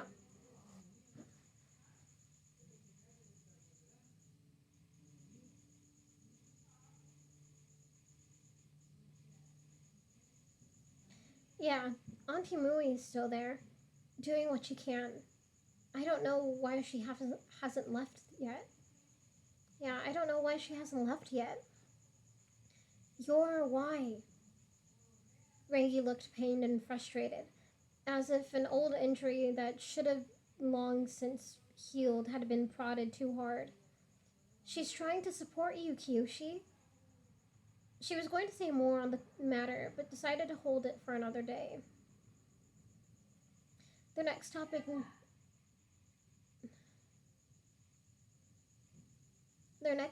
needed to be every possible inch of their next topic needed every possible inch of space cleared around it before they could approach. For a while, the two of them stared at the same patch of red threads woven into the rug. Again, Renki got there first. Yoon?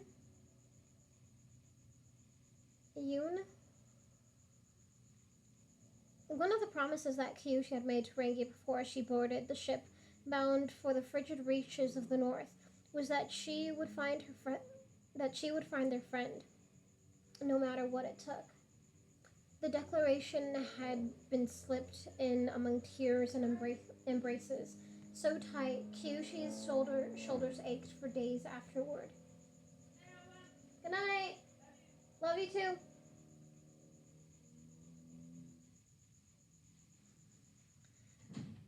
Yeah, the declaration had been slipped in among tears and embraces.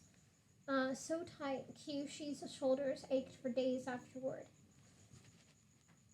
The witnesses were the dark. The witnesses were the dock workers and sailors weaving them around on the pier, grumbling at their obliviousness to anything but each other. But in the expanse of the Earth Kingdom, the force of her vow had dissipated. She had quickly learned that without some kind of edge, it was functionally impossible to find a single person in the depths of the largest continent, even one as famous as Yoon had been. She hadn't she hadn't a sure shoe to track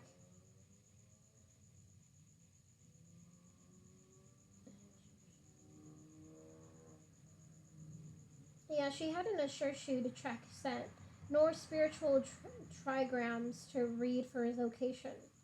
Asking commoners in the villages she had visited in the course of her avatar duties. Asking the commoners in the villages she had visited in the course of her avatar duties if they'd seen a particular earthbender was a laughable exercise. Gray hand. Sure, my cousin's got a skin problem like that. Looking back on it now, her Looking back on it now, her grand ambitions had been reduced to a pathetic letter writing. Hold on. Looking back on it now, her grand ambitions had been reduced to pathetic letter writing campaigns to sages who had no inclination to help. And why would they? Liu Beifeng wasn't the only one who preferred to believe he was dead. I thought if I could figure out how he survived, it might give me a lead, Kyoshi said. But every story I found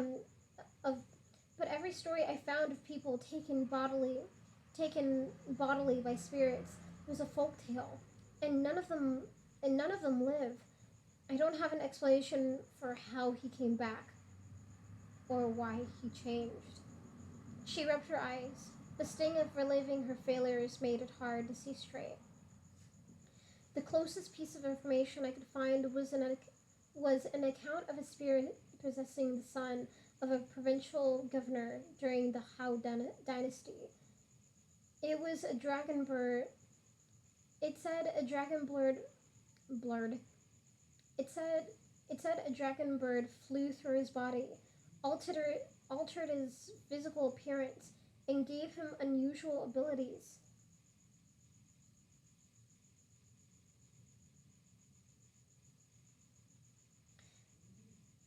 Is that the answer? Is that the answer? Rengi said. Maybe people touched by spirits can pass through the boundaries between the spirit world and the human realm easier than others. It's hard to say. The text didn't mention crossing between worlds. It just said the boy sprouted feathers and a beak when the dragon bird flew through into him. Yoon didn't look any different on the outside when I saw him in Qinshao, but he's not the same as before. I just know it. Kyoshi felt like screaming into the red chamber. This was the best she had done for her friend. An old story and a wild guess. She couldn't pretend in front of Rengi. The full weight of her futile, wasted efforts crushed down on her shoulders.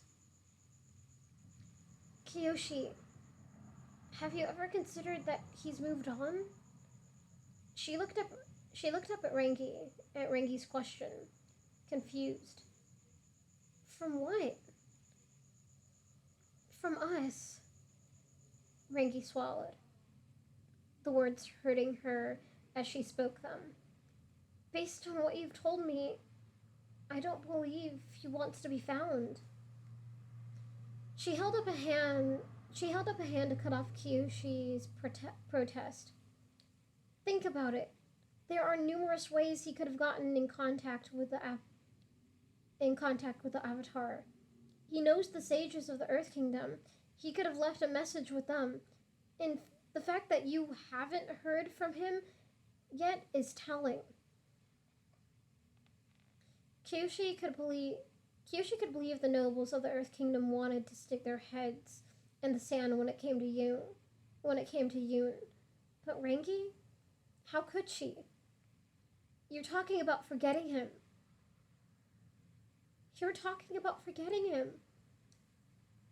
Kyoshi said, her breath already shortening in her chest. Erasing him like Liu Beifong and the rest of the sages want to do. Like Jianzu wanted to do. No, Kyoshi, I'm not. I'm talking about letting our friend come back to us when he wants to. Not when we demand it. I want the people I care about to have a moment's peace instead of one obsessing over the other. You said he was healthy when you saw him, Rengi said. I don't think we need to worry about his survival. Someone as talented as Yoon can flourish anywhere in the Earth Kingdom. I'd stake my honor on him showing up when he's ready, and when he does, we'll take him to task for everything that's happened. And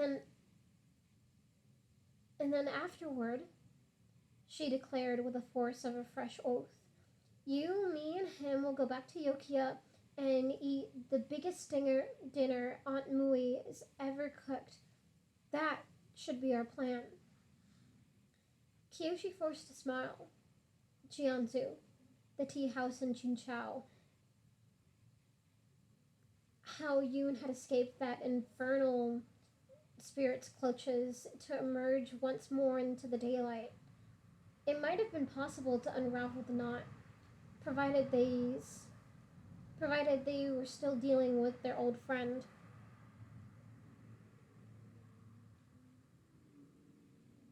The three of them together, like it was before Avatar Hood severed a corner of the triangle off. She wanted the old days back, more than anything else in the world. But deep down, she was afraid of a truth the world kept pushing on her. Kyoshi rarely got what she wanted, if ever. Rengi saw she wasn't getting through. She decided on a different tack, coming closer with a hint of sway in her hips. You know, the party's not for a few hours. Her voice grew heated and breathy. She reached out and ran her thumb and forefinger lightly over the lapel of Kyoshi's tunic. I have an idea how to get your mind off your troubles until then. A dumb grin spread across Kyoshi's face. She leaned down to Rengi to brush her. Oh, yeah, definitely. Let me read it again. God, I just love that line. A dumb grin. A dumb grin.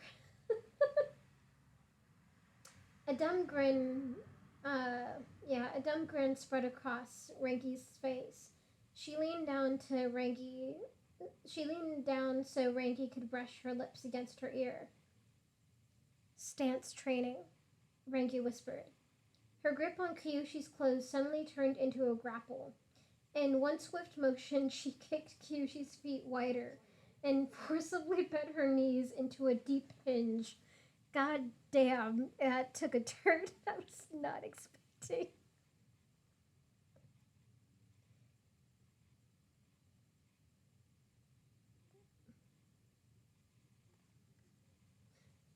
Okay, yeah. In one swift motion, she kicked Kyoshi's feet wider and forcibly bent her knees into a deep hinge. Wrecked. She's using her sexiness to fucking make Kyoshi work on her stance training. She's using sex bending. Oh, yeah.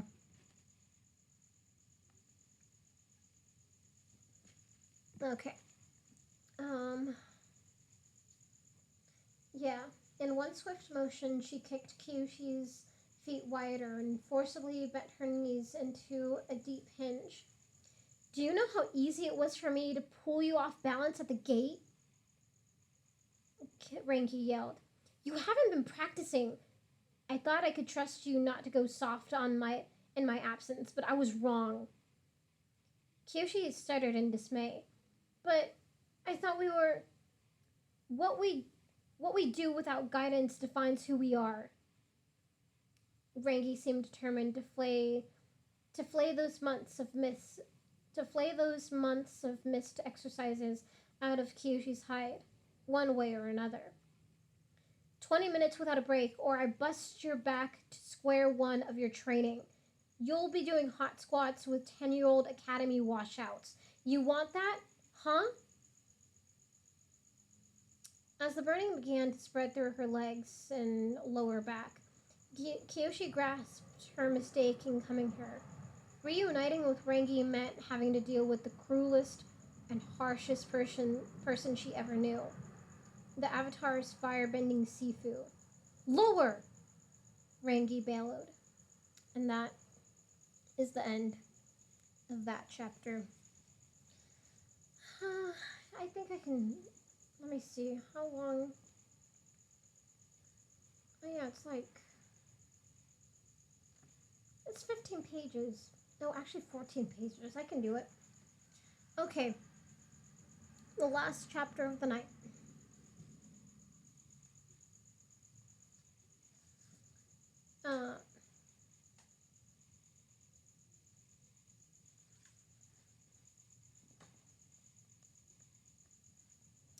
Yeah. The last, the last chapter of the night. This chapter is called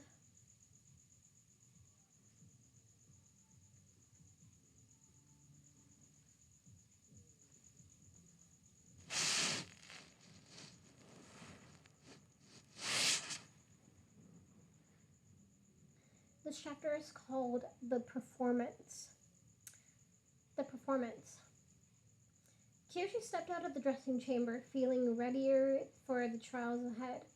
She had grown more skilled at wielding the many layers of her outfit, and could pull them on without assistance now. As she entered the bedroom, she cinched her sash as if buckling down a shield. Rangi waited for her in an overstuffed, throne-like chair. You've made alterations, she said, eyeing the sections where the colors were slightly different from her memory. I kept mending the original fabric, but eventually it took too much damage. I picked out new patterns I liked and had some pieces replaced. Despite Kyoshi's ill repute, the best tailors in Ba Sing Se had tripped over their own feet for a chance to dress the Avatar.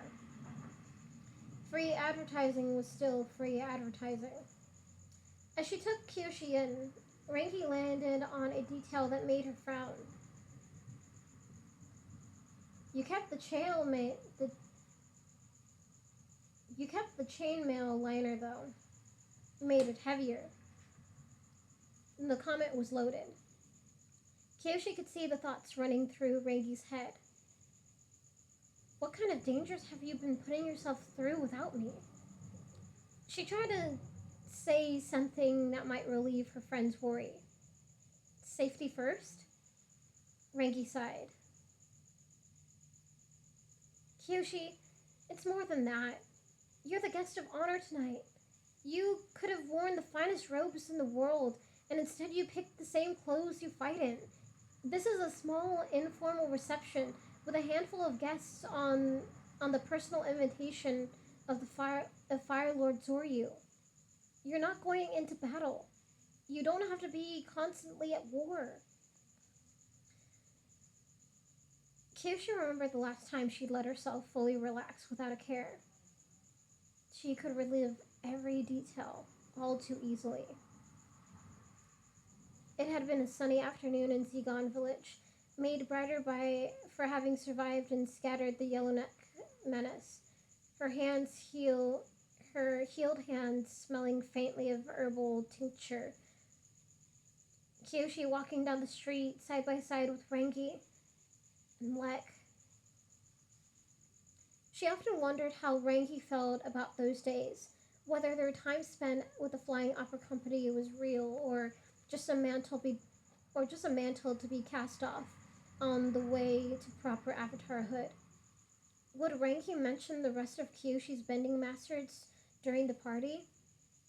Would their exploits in the Daofei town of Huxiang, their illicit raid on Governor Ted's manor, or let me say that again. Would their exploits in the Daofei town of Huxiang, their explicit raid on Governor Ted's manor, make for an amusing story? Or would Rengi pretend their gang never existed? That journey certainly hadn't lasted long in the grand scheme of things. Kyoshi cleared her throat of a welling, thrashing bitterness.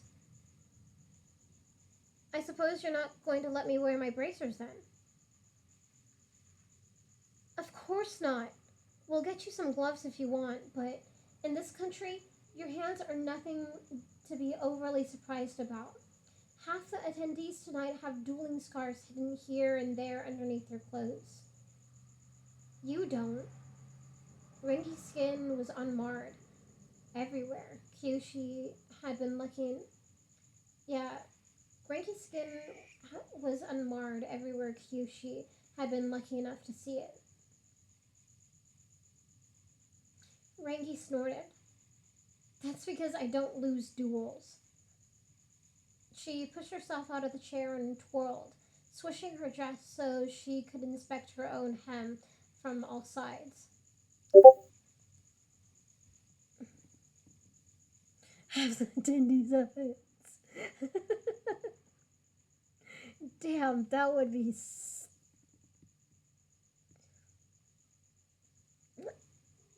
That... I don't know what that would be. Fucking... That'd be really intense.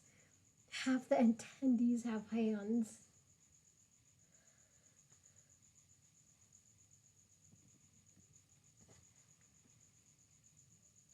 Alright, where was I left off? There we go. Yeah, she pushed herself out of the chair and twirled, swishing her dress so she could inspect her own hem at all sides. Rengi wore a formal silk gown that gave her the swept, elegant appearance of a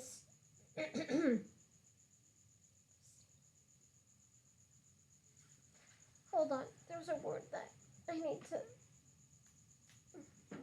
Oh, come on.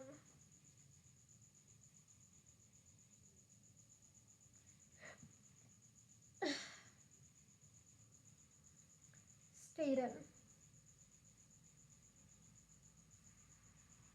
No.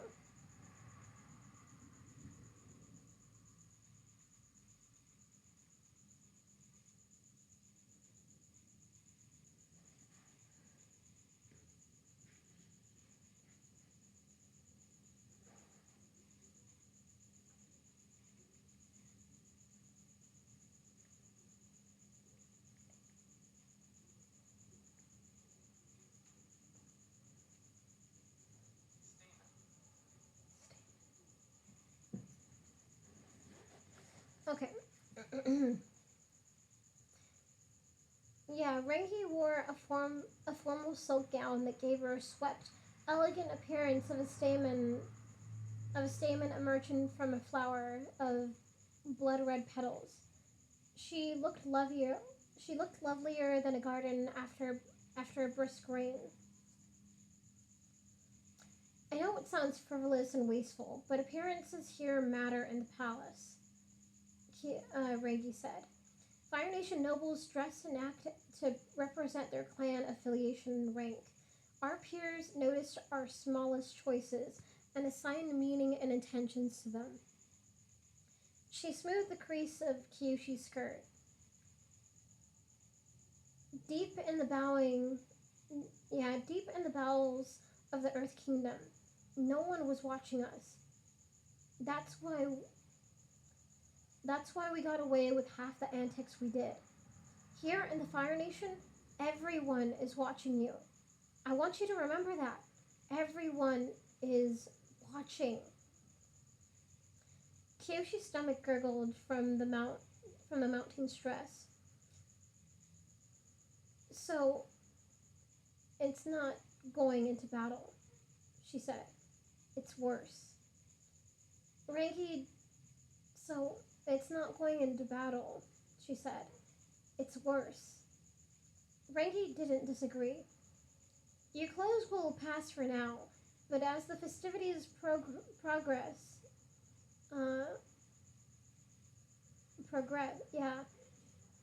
your clothes will pass for now, but as the festivities progress, you should choose different looks. And it goes without saying, but no face paint during the length of the holiday. Kyoshi was going to protest, but Rengi poked her in the chest. The paint is for pulling jobs with our sworn brothers and sisters, she whispered, her eyes glistening with memories. Not for mingling among abiders and square folk who don't understand the code. Kyoshi stared at her. Then slowly, deliberately, she enveloped the smaller girl in her embrace and kissed her on the forehead. Rengi squeezed back tightly. There should have been no doubt in Kyoshi's mind. The Firebender hadn't officially taken the oaths, but the Flying Opera Company were her friends too, and Rengi's friends were as sacred as honor to her. Kyoshi had gone so long without her center, she almost forgot what it felt like. Rengi made her human again, balanced and whole. You better get your fill of this now, Rengi murmured as Kyoshi brushed her lips against her. When we're in public, you cannot touch my head, or my face, or my hair. But those were Kyoshi's favorite parts. Really? You've always let me. Rengi unraveled herself from Kyoshi and fixed the arrangements of her hairpins. That's because back in the Earth Kingdom it didn't matter. But here, touching someone else's head outside your closest family is one of the most disrespectful gestures imaginable. It's best if you avoid touching anyone in general, including me, as I hate it as much as you do. But now that we're actually inside the gates of the palace, we have to follow decorum. She eyed Kyoshi with suspicion, having been on the receiving end of many kisses to the scalp due to their height difference. I mean it. Hands off from the neck up. I get it. A knock came from outside the room. Avatar, Mistress? Avatar, Mistress Rengi, it's time to go, Jinpa called. From his carefully measured pitch, it was obvious he was trying to give them as much clearance as possible. They joined him in the hallway. The monk had chosen the version of air nomad traditional robes that pinned up at one shoulder and left the other uncovered. His arm and the side of his torso were exposed in a bare sweep down his waist, revealing a surprising set of muscles on the lanky young man. What? Jinpa said at their silence. Too pastoral? Renki shrugged. People usually don't go shirtless in the royal palace, but there's bound to be exceptions for her national dress. It's fine. Kyoshi was glad her fans had escaped commentary. They rested They rested at her sash, passable as court fashion unless you thumped someone with their heavy weight. It was ironic that she first thought them useless. It was ironic that she first thought them less useful than a blade. She'd need the comfort they provided, given the daunting task ahead. She exhaled through gritted teeth. All right, let's go meet the Fire Lord.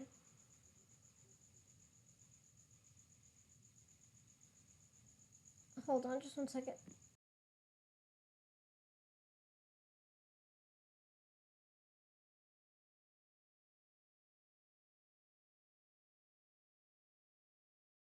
Okay.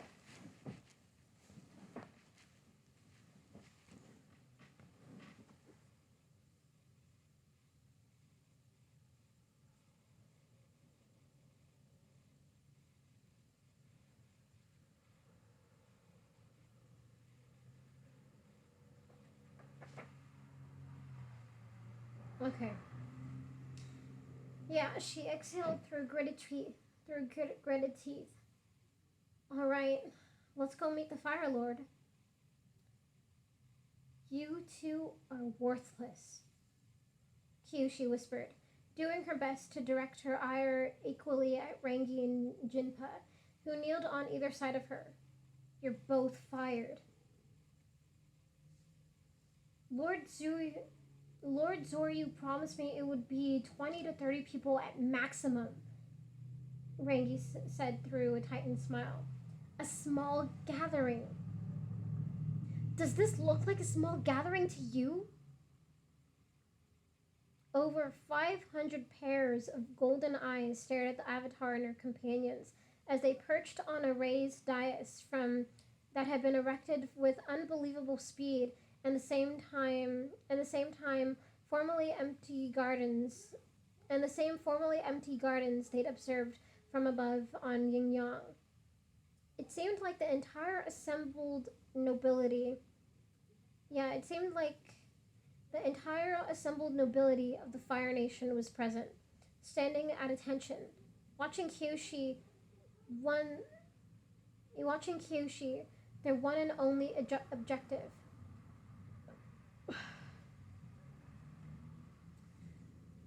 In a banked row off to the side, percussionists bellowed over their mallets, thundering against drums the size of wine tons. Urha players sawed at their instruments with such ferocity that a pile of destroyed bows lay behind them.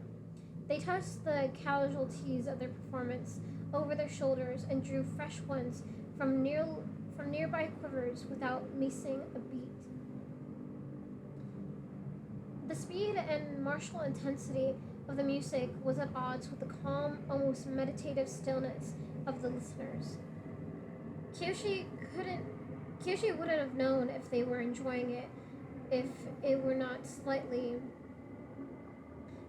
Kyoshi wouldn't have known if they were enjoying it if not for the slight approving nods she caught here and there from the members of the court nearest her. She should have known something was wrong from the start. Chancellor Dairin had ambushed them outside their quarters and whisked them through a series of baffling passages, explaining there had been a last-minute change to the program. Now they were here, being deafened and honored in equal measure. Having supported a few grand events as a servant, Kyoshi knew the host only pulled out the stops like this if they had something to prove. But there wasn't nothing for the Fire Lord to be insecure about, unless he thought she was evaluating him on how lavishly he feted her.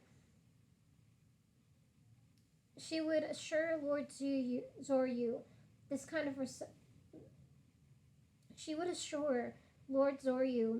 kind of reception was unnecessary if she ever made it to his side.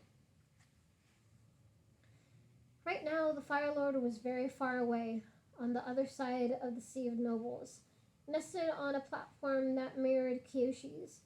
In the distance, she could only make out. Yeah, in the distance, she could only make out the gold on black edging of the royal armor shoulder pieces he wore over his robes, and a couple of his most prominent features. She could tell the Fire Lord was a young man with a pointy chin and a tall forehead, but that was about it for now. Squinting for more details would have been rude and undetectable by the entire gathering. Oh, not un. Let me read that again. Not undetectable, detectable. Squinting for more details would have been rude and detectable by the entire gathering. To make matters more uncomfortable, Liu Beifong was here, of all people. The old man sat near the edge of the crowd on a folding stool. He was surrounded by a small group of Earth Kingdom sages.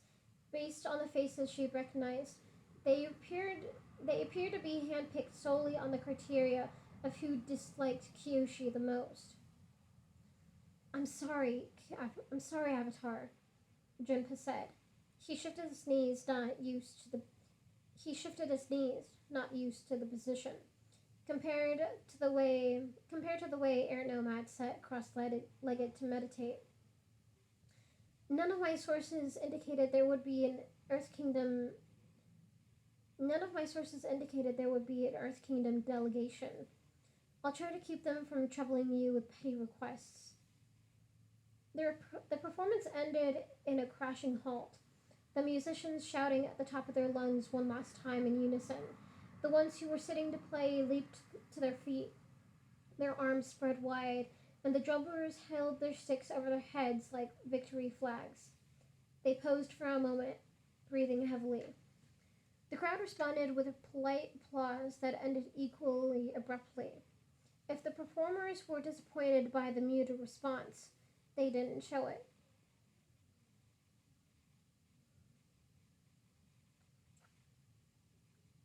They began packing their instruments.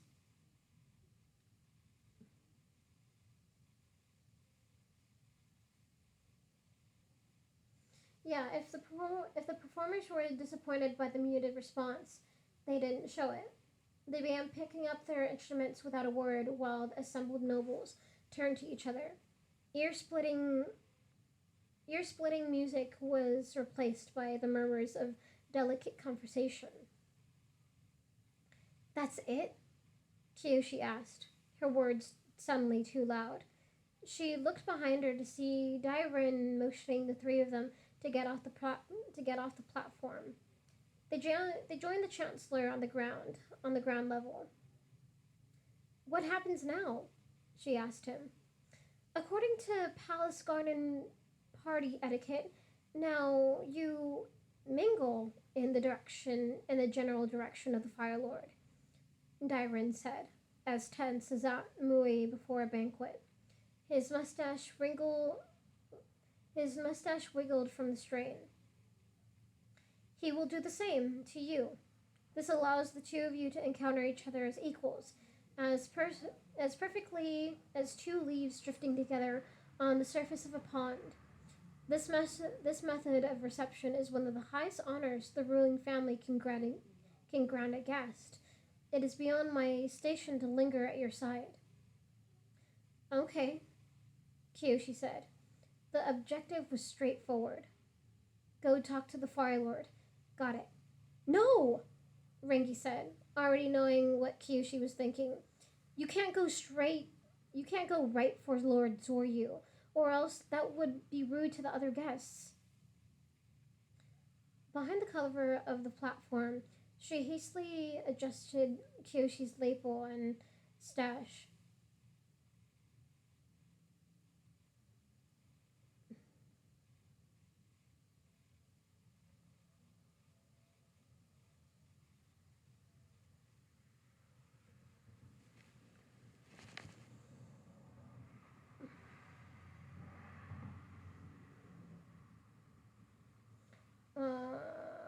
Sorry, I need to see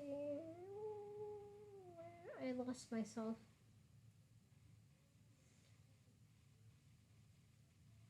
Oh, okay.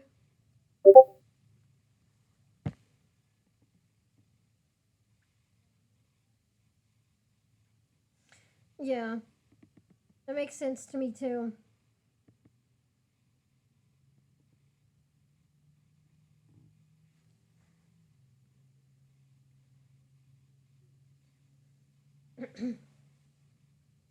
Yeah. No, Ranky said, already knowing what Kyoshi was thinking. You can't go. You can't go right to the fire to Lord Zoryu, or else what? Or else that would be rude to the other guests. Behind the cover of the platform, she hastily adjusted Kyoshi's lapels and sash, brushing lint and garden pollen off the fabric. So I have to chat with everyone I bump into? No, not only certain individuals here have enough status to speak in your presence.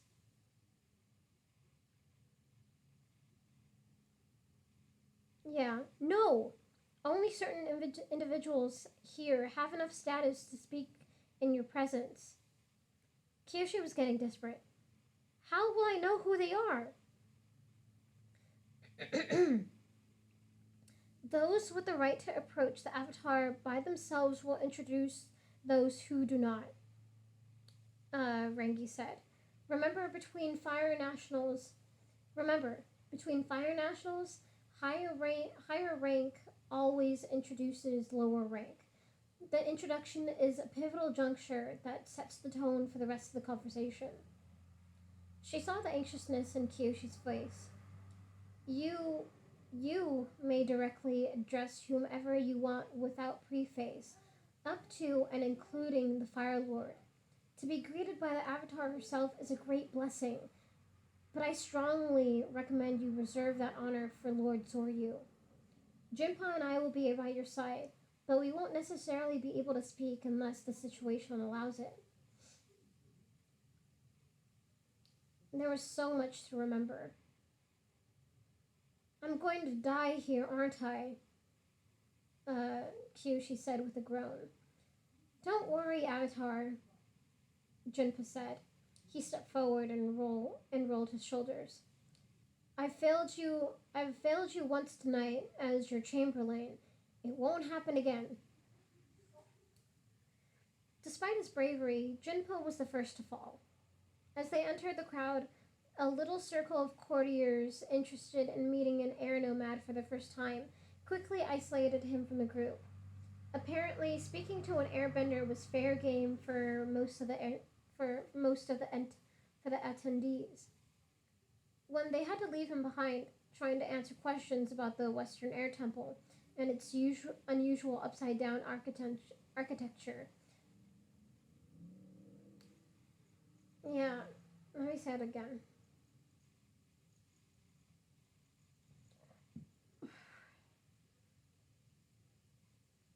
Yeah, trying to an- they had to leave him behind, trying to answer questions about the Western Air Temple and its unusual upside down architecture.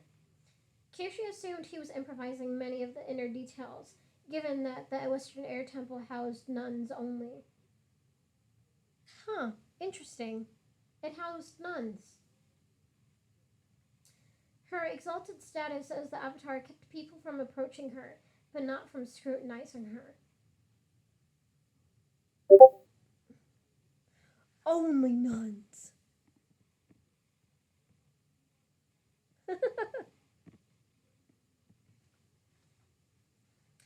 Her exalted status as the Avatar kept people from approaching her, but not from scrutinizing her. The court made sure to provide a respectful amount of physical space. Yeah, the court made sure to provide a respectful amount of physical space, creating little bubble, creating a little bubble that moved with Kyoshi and Rangi at its center, which only made the glances over the tops of their glasses, the sideways stares, the lulls in conversation as they passed more obvious. It was deeply unsettling. Kyoshi found her pulse rising, a mindset of neutral Jing failing to calm her. She had to distract herself by observing them back, taking mental notes the same way she did on her patrols through dangerous territory. This was the first time she'd seen so many high-ranking fire nationals in one place. The nobility of this country favored more to understand fashion. Not understand.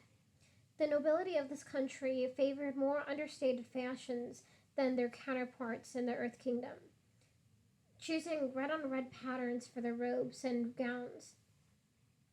The broad expanse of their shoulder pieces seemed like the most common way they expressed their associations. They could She could see subtle geomet, geometric sigils imprinted on the swaths of fabric, or simple renditions of native flowers and animals.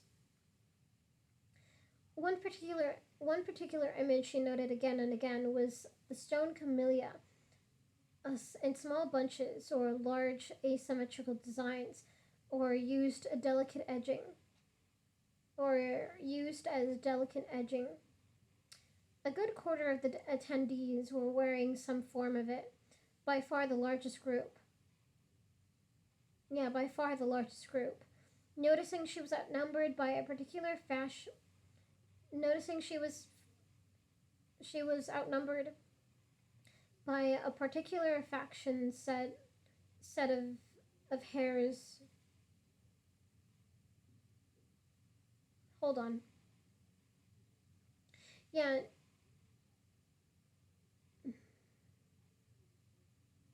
Oh, okay. There we go. Noticing she was outnumbered by a particular faction set the hairs on Kyoshi's neck prickling before she tamped down the worry. She was among Fire Nation nobility, not in a back alley about to get jumped by triad hatchetmen.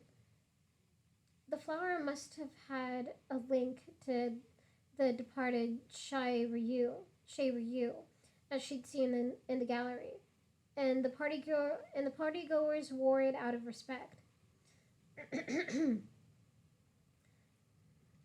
Hold on, let me get some water.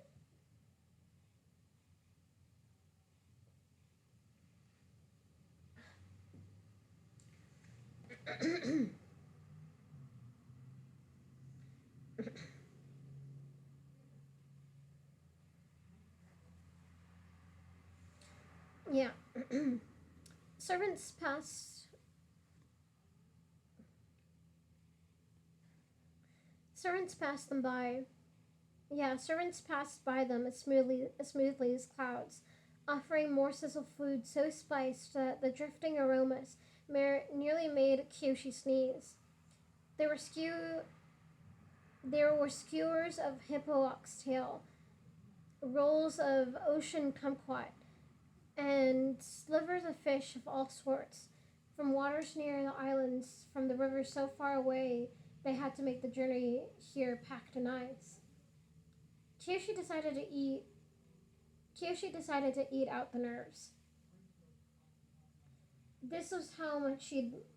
This was how much she'd changed since becoming the Avatar. Oh no, she didn't decide. She declined. Hold on. Let me just.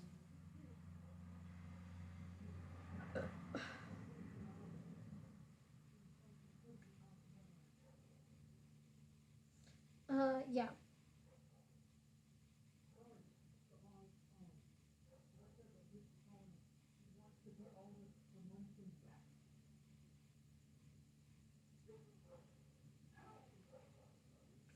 All right. Yeah. Kyoshi declined to eat out the nerves. This was how much she'd changed since becoming the Avatar. Refusing food. Younger, Younger Kyoshi would have punched her in the nose for that. Rinky watched a few of the flowers go by. That's odd. That's odd was now their official motto during the trip. What is it? Kyoshi asked. There's no stock-nose mushrooms. They're a traditional festival of Setso food. They're a traditional festival of Seto food. The mushrooms grow on overcrowded ears of grain, so they're symbolic to a good harvest. I don't see them anywhere. So, Regi turned to her with the utmost gravity. Kyoshi, this is the royal palace. If we don't have them, no one in the country has them. This is not an auspicious sign for the holiday. The slight pout on her lips that she was doing her best to fight. Yeah, the slight pout on her lips that she was doing on her on.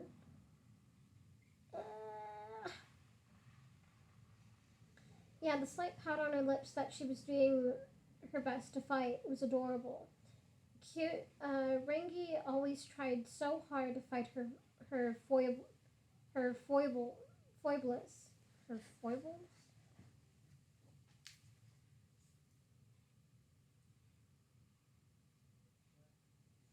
Hold on, I'm looking up this word.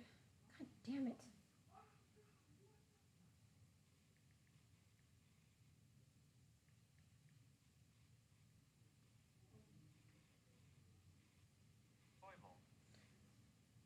Foible. Okay. Rangi always tried so hard to hide her foibles, uh, as if liking certain things was unprofessional. Knowing that she had a weakness for a particular snack made Kyoshi want to squeeze her tight. The next time the two of them visited Yokia, she'd ask the remaining kitchen staff to find some stock noses and kick them however they did in the Fire Nation. Avatar! Came a squawk from somewhere around Kyoshi's belly. She looked down to see Liu Beifong delivering a curt bow. Despite age confining him to a seat on the other side of the crowd during the concert, he'd appeared in front of her like he'd stolen the secrets of dust stepping from the Flying Opera Company. The old man must have wanted a transaction. Yeah, the old man must have wanted a transaction. Only business could make him so positively spry. Master Beifong, Kyoshi said. She nodded slightly. Liu was as high up in the Earth Kingdom hierarchy as a person could get without being a king. So this encounter was probably within the rules of decorum. It's good to see you. How are your grandchildren? The large flying boar symbol had been embroidered into Liu's robe in an attempt to conform to Fire Nation clan customs, but it fell short in tastefulness. With his bony fingers, Liu picked a loose thread off the sewn animal and scowled. Somewhere, a tailor was going to lose their job. Numerous and unpromising, he said, flicking the thread to the ground. What I wouldn't give for a talented leader to be born into my family, or a child with a good head for numbers. I would take a halfway decent earthbender at this point. With the way things are going, the Beifong name threatens to slide into obscurity.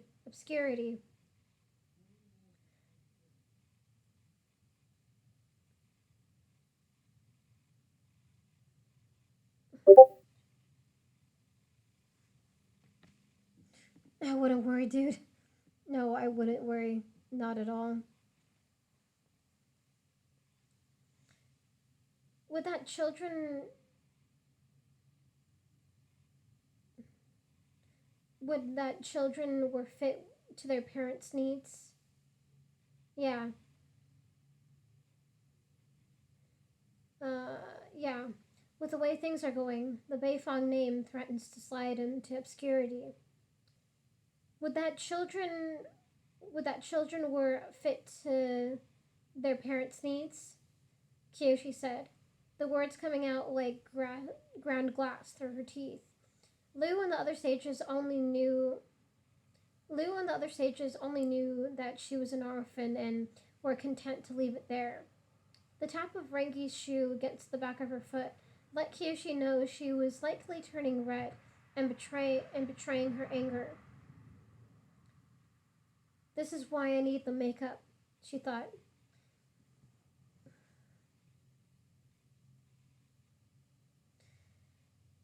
Yes, well put, Lu said. He gestured to another Earth Kingdom man by his side.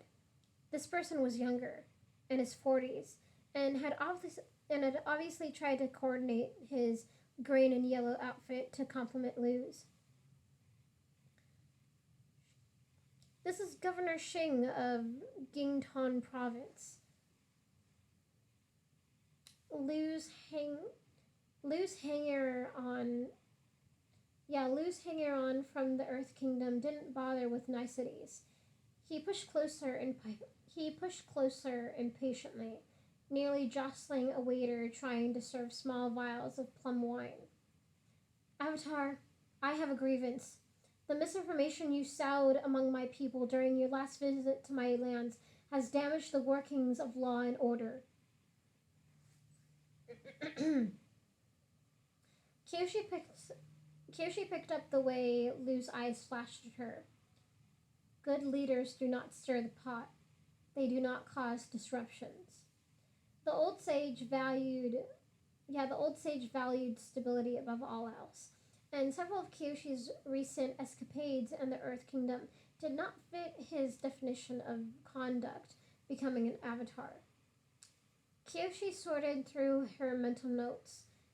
Gingtan Province was close to Siwang, a dusty scrubland that was relatively unproductive and difficult to grow crops on. But that didn't mean someone couldn't try to exploit it. Ah, she said. Governor Xing, now I remember. You were buying land at distressed prices from peasants who couldn't till their fields because of Dao Fei raids, forcing them to later work for you as indentured laborers on the farms that used to be theirs. The exactness of her words surprised the older men. She wasn't supposed to say such unpleasant facts out loud in polite company. She was supposed to allude to them, dance around the matter, peck at it like a small feeding bird.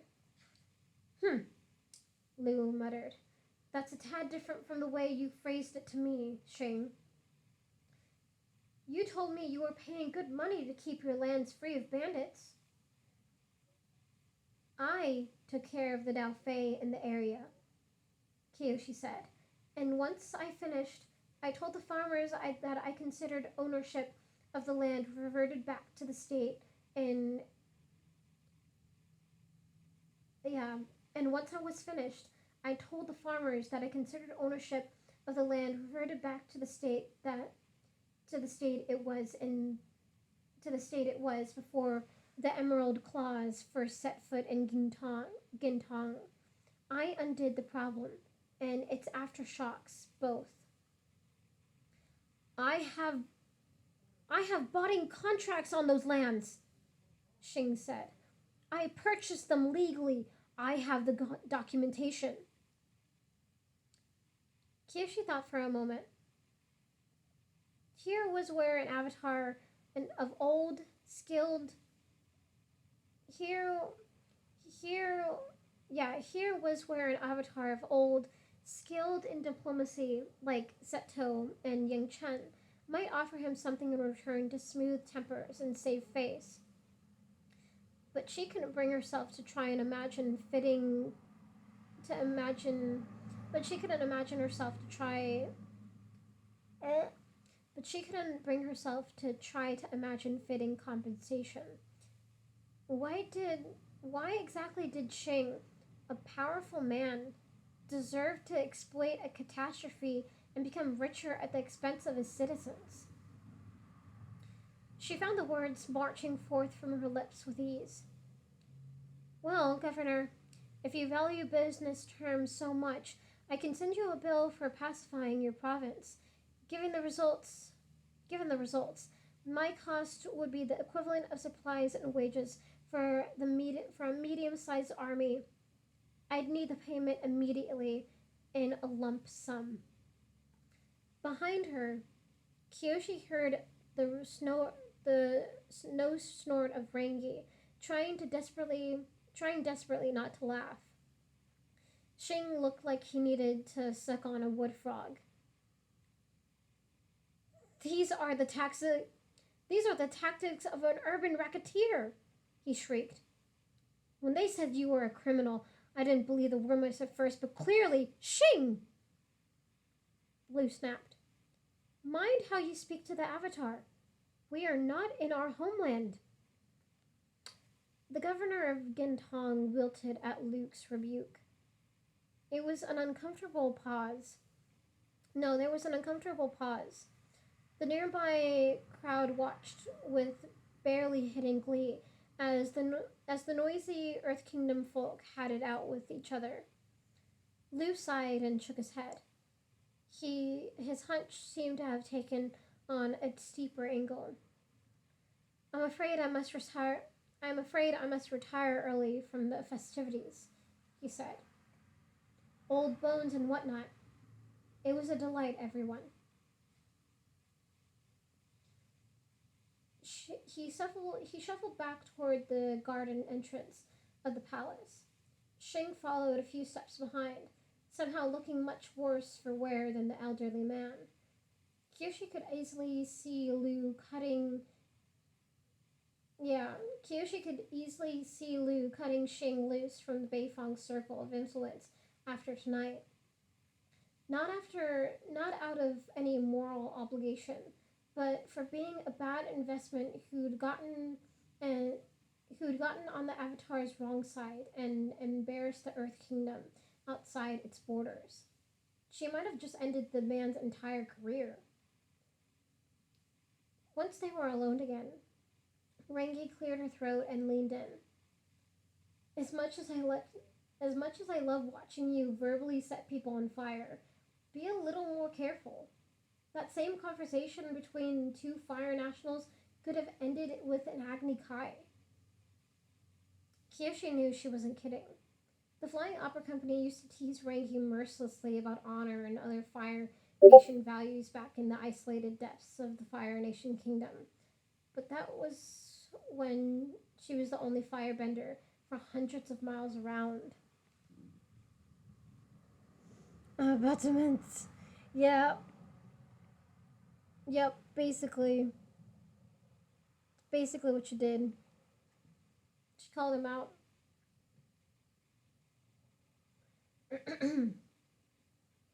Yeah. Kyoshi knew she wasn't kidding. The Flying Opera Company used to tease Rangi mercilessly about honor and other Fire Nation values back in the isolated depths of the Earth Kingdom. But that was when she was the only firebender for hundreds of miles around. Here, Kyoshi and Shing were the odd ones out.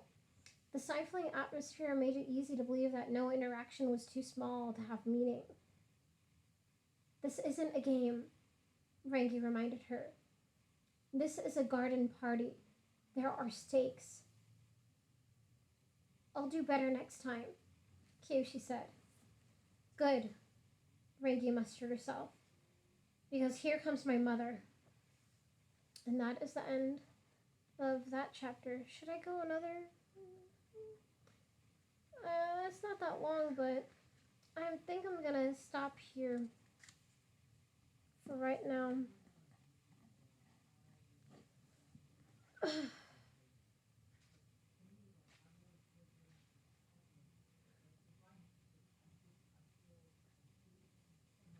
Alright, you guys. Well, thank you so much for listening to me.